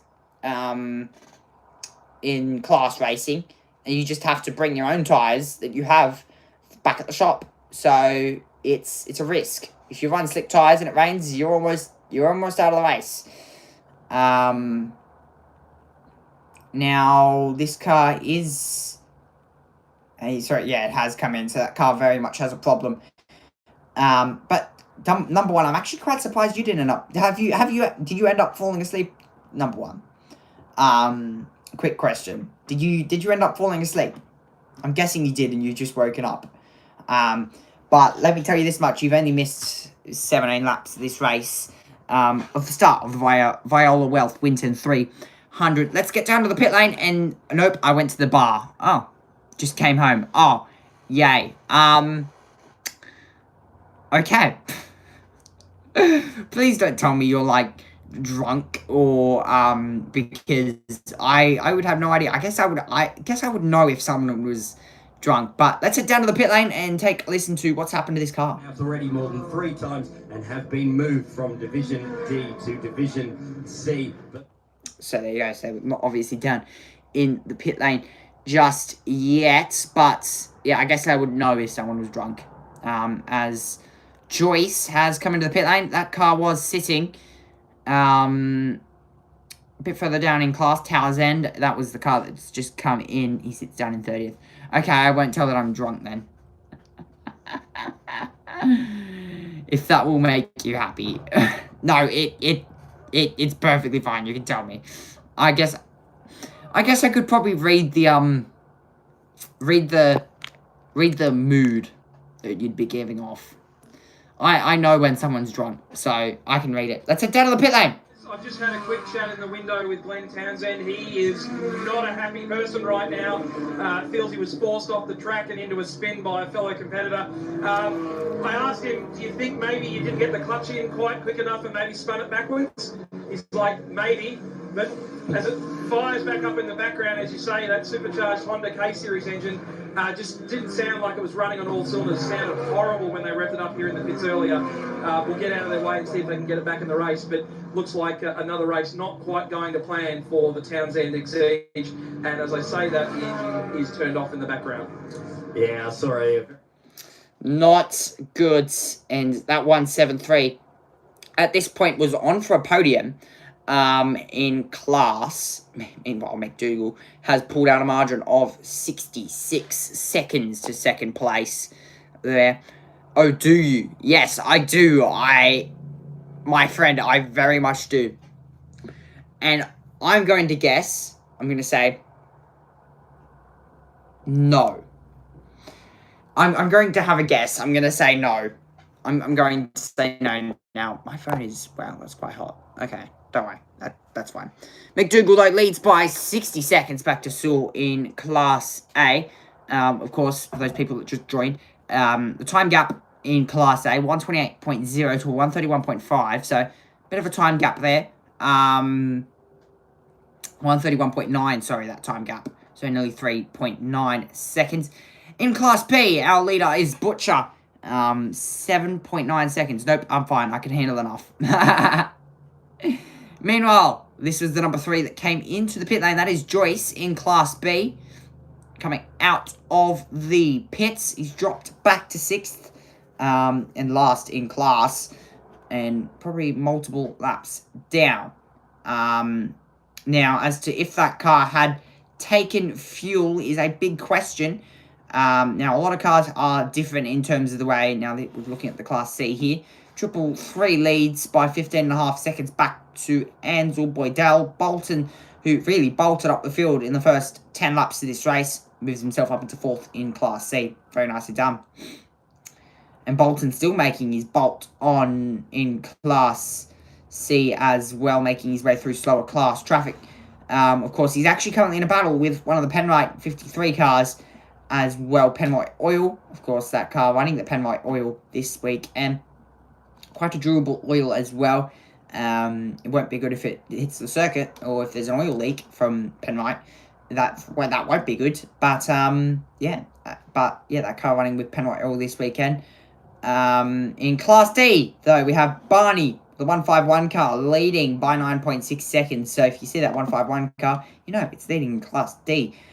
In Class E, we have, sadly, only 2 cars. The leader in Class E of Huang, sadly, out of this race. Simpson and Zellner sits only 1-2 in Class E, 16.6 seconds. Only 2 cars in Class E. But 138 and slower, 144.0 and slower in Class E is that time gap there. 16.5 seconds is that margin. McDougall to Sewell, and 67 seconds actually, technically, I say, Sewell, and then Butcher in 3rd, who's about 20 seconds off the back of Sewell. Did I miss anything? Hello, Thomas. Welcome in. Good morning, good afternoon. It's actually not good morning. It's like 2 a.m. At least I took a nap. So you ended up listening to the pit report. You ended up listening to the you ended up listening to the pit walk and it ended up falling you to sleep. Absolutely amazing. Good to see. Good to see I helped. As we take a look at second place in class. Yep, you put me to sleep. Huge. So, we look on board here. He's second in Class A. Of course, Thomas, we've just kicked off for Viola, Welth, Winton 300. 100 laps. And I'll be doing practically all of it. When I say practically, I mean most of it. I'm not sure that's a compliment. I've got the brain of a goldfish. Oh, yeah, the whole sleep thing. Yeah. Surprised to see you still here. Well, I mean, I did make a deal with myself that I would do this whole race so I could practice for the Bathurst 1000 tomorrow. But yeah, I'm going to do this race. I'm going to do it. So I'm guessing you were expecting to join and just hear the world feed going. No, it's me. I'm here. I am up and running. I don't have water with me. I meant number one, but you as well. Damn. Let's head down to the pit lane with Dave. Checked in with my friends in the 173 garage. It was as suspected. When the car was spun, it's gone backwards. That's caused what's called a ref sync error with the Motec engine management system. Basically, the situation is as per usual. Turn it off at the wall, plug it back in, fire it back up, and then it was able to reset itself and get going again. Now, I also checked in with the team of car 3, the Commodore. That was intended to be one of their scheduled 2.5-minute pit stops. Unfortunately, they were using a smartphone device with a connection to the NatSoft timing server to count their time in pit lane.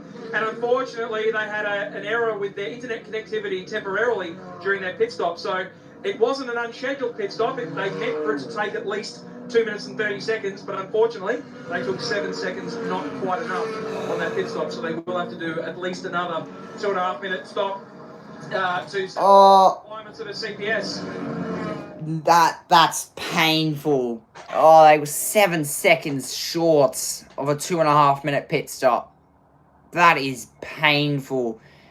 Oh, and that car was sitting. Wow, that's painful. That is really painful. They were 7 seconds short of a 2 minute and 30-second compulsory stop window in Class B. That is really unfortunate there. And not what you like to see whatsoever as we sit lap 25 of this race. Here. Weren't you supposed to go out? I was. How much? Enough. Oh. So, number one's had enough beers. Okay, that's good to know. Now, are you a beer or a wine person? I feel like you'd be a beer person. I feel like number one would be a beer person. I feel like number one would be a beer person. I don't think I should be talking about this, but, you know, that's fine. Sure, beer. Sure, beer. Thomas is a beer person. Neither. Vodka. Are you a vodka person? Do you drink straight vodka? Oh my god. Please don't tell me you drink straight vodka. That must be disgusting. I've heard it. You're corrupting a kid here. No, well, no, you're not. I know what alcohol is. God damn it. Who do you think I am? Do you think I'm brain dead? Who doesn't know what alcohol is?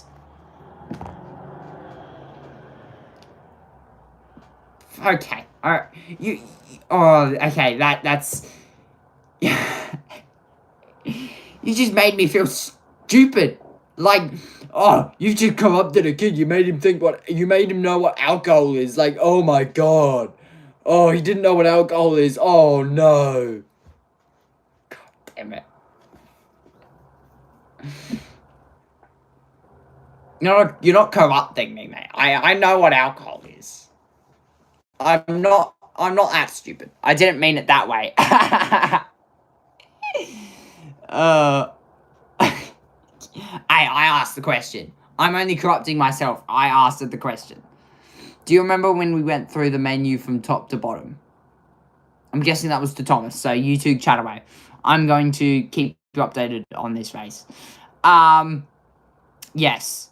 You guys went through a menu top to bottom. Like a bar menu? Like a beer menu? Wine menu? I don't know. You guys talk to yourselves. I'm going to butt myself out of this conversation. Even though practically I am in the conversation because I can see the chat, so yeah. Lap 26 of 100, like hard drink menu. Oh. Okay, I'm going to officially butt myself out of this conversation. The 195 into the pit lane, and this car was sitting not where we want to be. We can change the topic. No, keep that topic on. It's fine. Is that what? I don't even know what that is. How's the race? Well, it's good. There's multiple classes. I think there was an oil leak out of the back of the 193 car there, and now they're trying to soak it up with a bunch of rags, but that won't work, mate. That's concrete. That's not gonna work. As a bunch of Class D cars are in the pit lane. This is the number 50. Yes, the number 50 into the pit lane. This car was sitting in, I think this was Class D. This car, as it now makes its way out of the pits. Correct me if I'm wrong, but this car does seem possibly like it could be a Class D car. It is a Class D car. I stand corrected. I wasn't incorrect in the first place, so I don't know why I said I stand corrected. Are you going to stream the top 10 shootout? No. I'm going to watch it, though. Wait, actually, touche. I have work, so I can't. Touche. No, I can't. So this is my streaming for the day until about this. Technically, if everything goes to plan, this should go till about 1 o'clock. But yeah, this technically should go to about 1 o'clock. If everything goes to plan, of course. But yeah, McDougall still leads this race in Class A. As this a battle, car number 99. And just moving right out of the way. This actual car in Class E. I stand corrected, car in Class E. That battle there. Now that number 50 was in Class D as well, that car that I was ranting on about. Huang's still in this race, it just hasn't popped up on our timing screens. So when I was rambling over the Class E cars and I said there were only 2 cars, there are 3 cars still in Class E. So Huang did not have a problem there in Class E. I guess our cameraman would be on to that if there was a problem there in Class E with our leader. But he still leads, and he leads by a comfortable margin, by 27 seconds in Class E. Not as big as Class A at the moment. It is 76 seconds. But McDougall has backed off the pace a little bit as well. He isn't pulling as much of a margin. He's only pulling 2/10 a lap now. So he's backed off by 2 seconds, our race leader. But again, to make and you two will be very surprised with this, 71 seconds. In 29 laps. So 71 seconds technically in 29 laps is hell of a margin to have this early on the race. As here we look at the 63 car. This battle in Class C. 63 car. This of course Class C. At the moment, this is the 53, so this is Class C. He's chasing down what is 7th in class, I think. He's chasing down this guy, Bolton. This is for 4th in class. Meanwhile, Class lap car, well, just casually, getting by the number 44. He's actually struggling here, the number 44 of Bolton, to try and get past. The Penrite car is getting past, well, about 10 times faster than what Bolton is through this lap traffic. The lap traffic's actually passing him. So it's becoming a bit of a problem, actually. Now, that car that was in front of Bolton was actually a Class B car. So that explains why that car was moving a little bit slower to other classes. Again, because that car is in Class C. So that would explain. Let's head down to David in the pit lane. It's like car 66, the front-running Audi RS3 LMS TCR car. The frantic pace at the front of the field means they are going to have to stop for 2 front tyres and a driver change within the next lap and a half as the Fiat 500 Abarth comes down the pit lane as well. Also checked in with the crew of car 50. That was an unscheduled stop for the Mini Cooper S. Unfortunately, the driver had been a little bit too hard on the gear stick and had pulled the knob off the top of the gear stick. It was rolling around in the full well and presented a hazard to the driver. And just to follow up on car 195's pit stop, so there was a little bit of consternation down there with the officials about maybe some of the apparel choices for some of the crew members involved with that car. So something we'll keep a close eye on.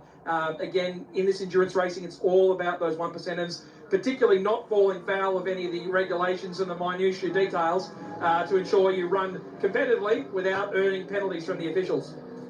So our front-running car, the Audi. Oh, and there's a big failure for the number 36. We've seen this car going quite slowly lately, and it's got smoke coming out of the back of it. This could be our first safety car. If this Ford, you can't get back to the pits, could be our first safety car. But this number 36 car is going slowly. It's in Class D. Class C at the moment.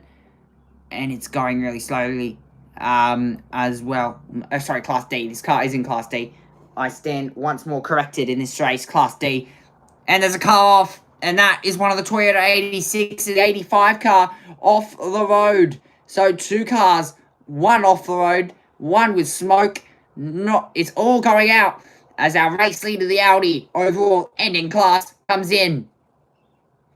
We heard there from our pit reporter, David. He said a tyre change and fuel. Watch this. So tyre change, McDougall out, and it looks as if it's going to be Hogan that jumps into that car. Super Cheap Auto sponsored car on the side. And look at that. Brand new, shiny, and I say shiny set of Pirelli rubber going on that car, and there's a Ford Mustang parked to the left hand side. This will help our race leader. Our race leader will be very much helped by this safety car. This safety car will help our race leader. He will have a bunch of pace, and there's another car slowing off to the right hand side. Into the pits comes the number 3 car, and that's Joyce. Now into the pits. People are scrambling, knowing that there will be a safety car jumping in this race. The number 3 car now comes in for a scheduled pit stop. Now we did hear that number 3 car did have an unscheduled pit stop. Now this one's a scheduled one, as the number 3 here of number 66 out, our race leading Aldi, comes into the pits and has jumped aboard there. McDougall. Sorry, not McDougall. That is his co-driver jumping into that car. But yeah, very good first stint there from McDougall. He'll be Hogan now into that car. But McDougall will jump back into that car in about 40 laps time to do the end of this race. So Hogan now has a big stint to do, and also it's also going to be now about trying to make his way through the field as the 818 now in Class A. Third in Class A. Also, we have Sewell did not box, so Sewell, second in Class A, has not boxed. The 99 has boxed. We've also got number 3 into the box. The 66 is boxed. The number 99 is boxed. People are taking their chances for pit stop. Safety car has still not been released, but now the 41 into the pits as well. The 141 of Ricketts. There's the safety car. The Hyundai i30 safety car is out. We have got some action now, and it's now been released. The Hyundai i30 safety car is out, and 31 laps into this race, we've gone safety car. So now, what our safety car has to do here is he has to pick up our race leader, which is the 81 of Sewell. At the moment, that is the number 60, so the Hyundai i30 safety car will let the cars through that's not Sewell. And I think there it is. There he is. There is our race leader, 81 Sul. He's stayed out. Now, he wants track position here. This is going to be absolutely huge. Now, there will be a wave by for the cars that are lapped. There is McGuinness. Sits first in class and is not boxed. So, McGuinness sits first in class. We've also got Hogan, who will have now dropped back to 6th here. So, he would have dropped back to 6th, most likely. As our race leader is still in the pits. And, well, that was a really good first stint there for McDougall. Now he hands it over to Hogan, who will jump into that car. This is the number 59, as well into the pits. This is Butcher, who sits first in Class B. You can see there's no rush because, that car's had a big fire. That car's had a big fire on the rear left of that thing. And I reckon 59 in class will not continue to take part in this one. If that car's just had a big fire in the rear left of that thing, you can see the fire extinguisher more or less stuff on that rear left tyre. Has a brake overheated, possibly, I would like to say. I'm not sure, but it looked as if that car had a big fire in the rear left of that thing. But it wasn't our race leader. It was the number 59. Oh, no, they're just doing... Are they doing tyre pressures? Oh, the good old way of doing tyre... Oh, no, they're doing fuel. Oh, what a way to do fuel. Wow. That's a way and a half. The good old spin the lever to put fuel in the car. So that car has not got a fire. It just had a blanket wrapped over the wheel so that it didn't get any fuel on the car. But now that car is going to be in a rush to get back out there. There's many different parts to trying to get fuel into this car. Well, more or less many different ways. As the engineers work tirelessly to get fuel just into this car. Meanwhile, what was our race leader has just taken his compulsory pit stop and has stopped at the end of the pit lane. Has this car got a problem? Or am I schizophrenic? I feel as if this is a schizophrenic moment for myself. Being the way the 66 Audi has stopped in the pits. Not exactly sure why, though. That 66 Audi there has stopped in the pits. You can see there the number 13. As well, Giuttini will be handing over to Guerrieri as well. So Giuttini dropping out of that car, and Guerrieri will be into the car. 66 Audi now makes his way out of the pits. Lost a bit of time, but of course now he's in a bit of clear air. But he will have a bit of time to make back. Very much a bit of time to make back, to be honest. As you can see there, the recovery vehicle, well, the safety vehicle, moving the 36 Motorsport Training Australia car, that Ford Ute, getting moved safely out of the way back into the pits.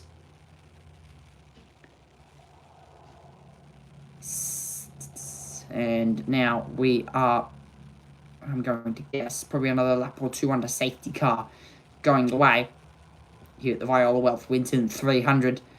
So far, I've had a good race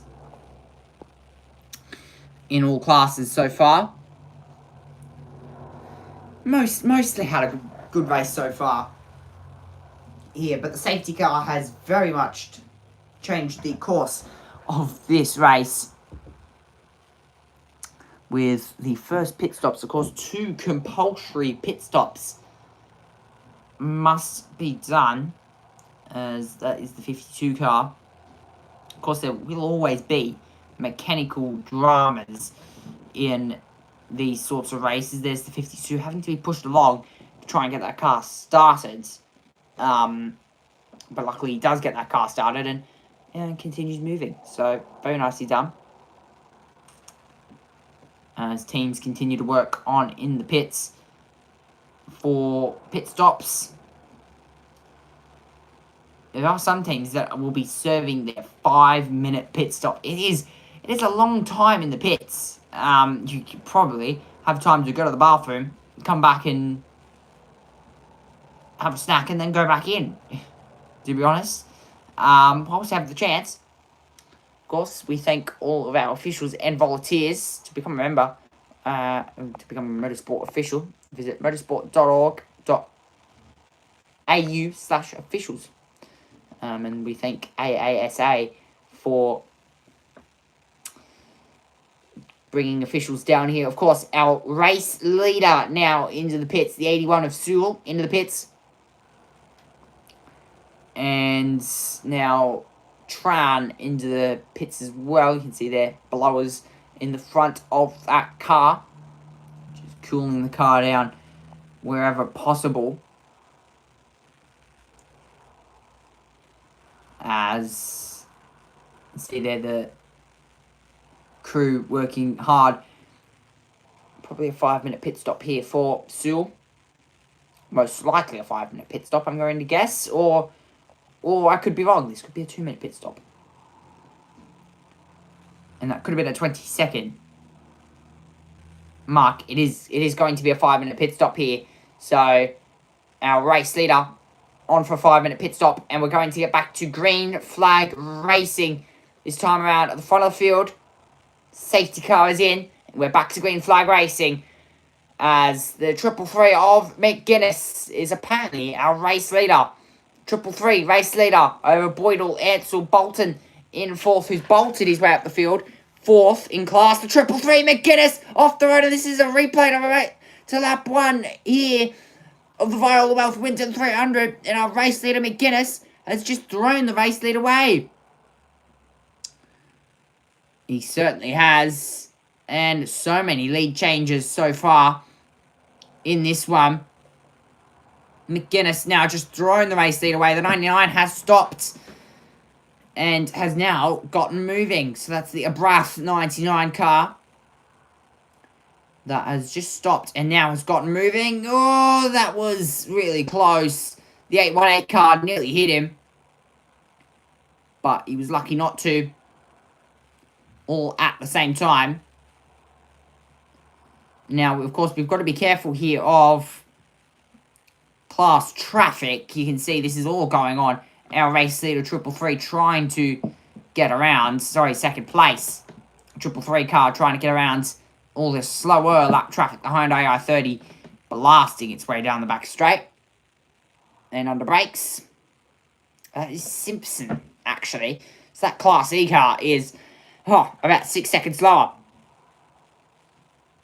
Which is, it's starting to form a bit of a problem there, as now finally getting by. You can see this 173 moving its way through the fields, and so is the number 3 car as well, moving its way through the field. This is Tidyman, who is further back down the grid. It's all happening here on this safety car restart. As we say, safety cars breed safety cars, so you never know, there could be a safety car once more.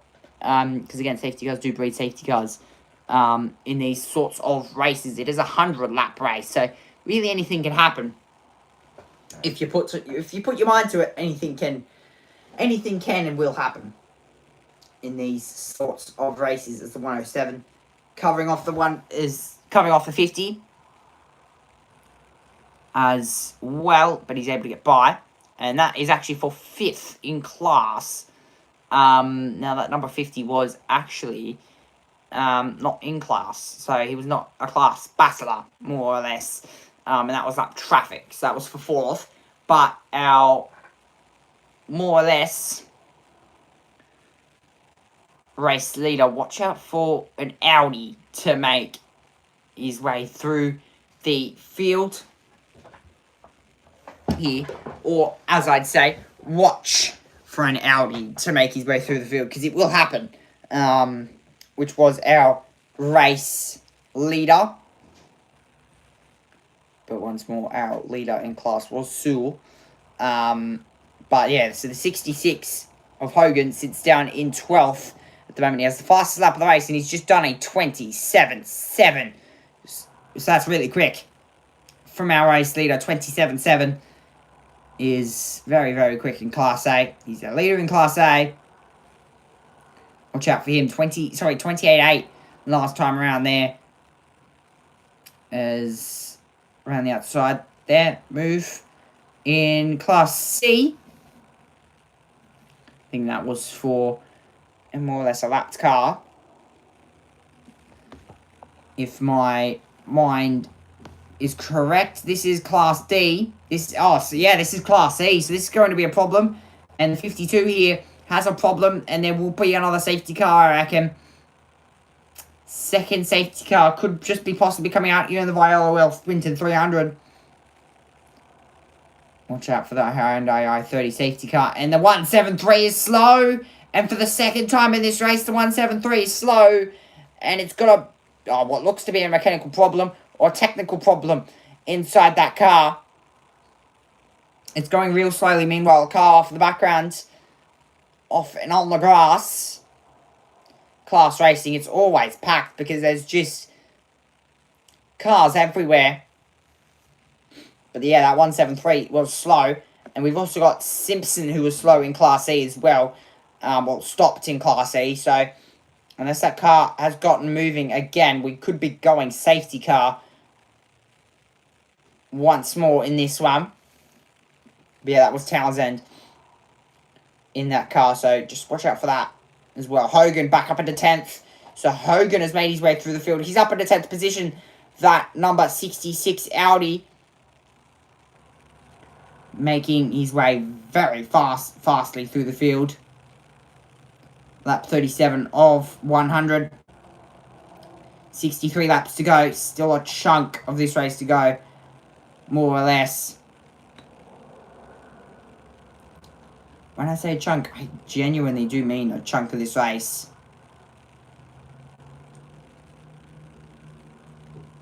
Hogan, actually, he's battling for the lead in Class A at the moment. He's battling for 11th and 12th for the moment. And that is Sewell and Hogan. So Sewell didn't actually end up making that compulsory driver change just yet here. So, of course, at some point you will be able to make that driver change possible. As to when you do it is the most important part. Hogan will probably be having a good old scrap with Sewell. As this race now starts to come down, we're starting to get into the more or less strategy brainy part of this race. And I say strategy sort of brainy part. I'm not procrastinating when I say that, because it's genuinely now a part of this race where it's just strategy.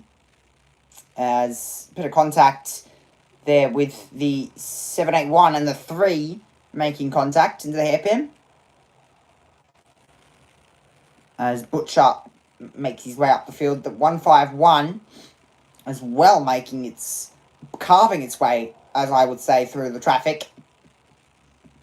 Class E car getting in the way. That the car in the background there, that's 515. Pouring out a bit of smoke in the background. Hopefully there's no oil that would be being put onto the circuit down there. That would be very, very disappointing to see that. There's dark clouds very much looming over this Winton circuit as the fields. I think the field would have calmed down, but of course it's multi-class racing, so there's at any point in this race, at no point in this race, will this field calm down? At least I don't expect it to. As the sun light goes away. Multi-class racing. Got to love multi-class racing in Australia. It is very, very interesting to watch. You've got class battles, and you've also got and then you've also just got like just that class battle. You've just got that one class battle, and then you've also got the lap traffic that starts to become a play.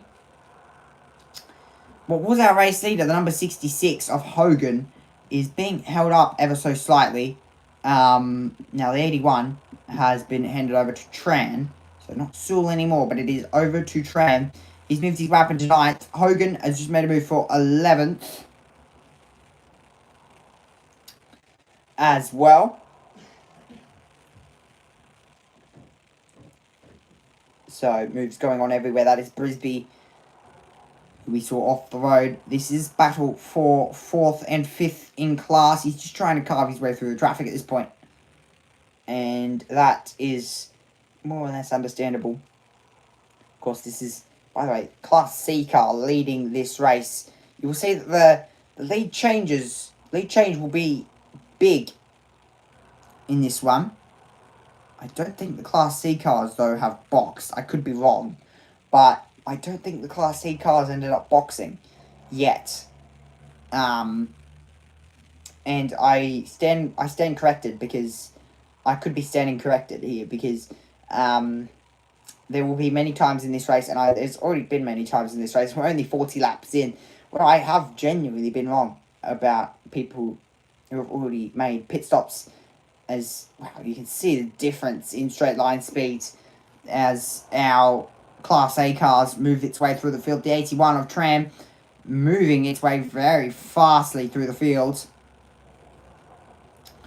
through lap traffic. That's the main important thing. It's going to be a bit of a problem in this one, but indicatively, that's our race leader right there, the 81 of Tran. That car didn't have epic pace at the start of this one, but it's now starting to pick itself up off the ground and making its way through the field as well. So, very good to see. But yeah, our, what was 51 Audi has just sort of got itself stuck in the traffic, but yeah, the 81 is making its way through the field much faster than other cars, as that's the 515 car. Is that the 555? No, that is the 515. Moving slow, that's Hammered in Class D. That is not good. And that car was sitting comfortably, nicely in class. But now will be making its way back to the pits. Quite unfortunately, we've already had 5-6 cars out of this race. And we've still got 60 laps to go. But Tran making his way through the field very, very fast. But he's got nearly 71 seconds to the car in front, which is that big car. So he could be stuck in a bit of a pattern for a while. He's close 7 seconds on that last lap. So I'm quite confident that he will make his way through the field quite easily. The 81 of Tran. I will be probably keeping an eye on his progress in this one, along with our other Class A car, which is Hogan, who's just made his way up inside the top 10. So that is huge. Now he's got a bit of a better Class A car, but it's not matching it here, as the 53 also makes its way through the field. It's dropped its way back down the field. Not where he'd be wanting to be sitting right now. I'm just looking for where it is. It's Oldfield inside that car. He's 24th. He's about 2 minutes off the race lead and a few laps down. Now, does that car have smoke coming out of the back of it, or is it genuinely got a bit of a throttle jam? It seems as if it's got a throttle jam, and it's going quite slowly off to the left-hand side. No way that car already has a problem. It's making a storming way through its field in class, and now it is slowing at what seems to be a rate of knots. not what you'd be wanting to see. Meanwhile, this is the 141 slowing off to the left-hand side as well. A lot of cars slowing in this race. This, the 101, sits 5th in class, 5th overall as well. So very, very nicely done.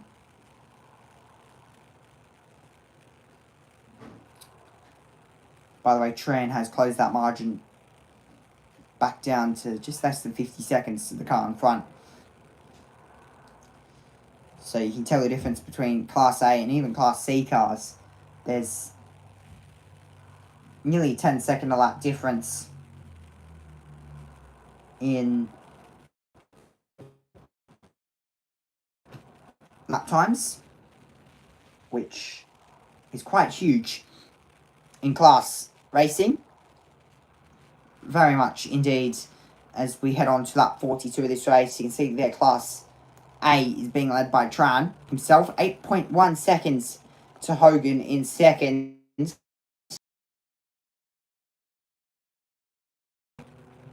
This class car right around the outside. Was this for position? Oh, contact there. 4101. Now, will that car possibly have a bit of steering damage?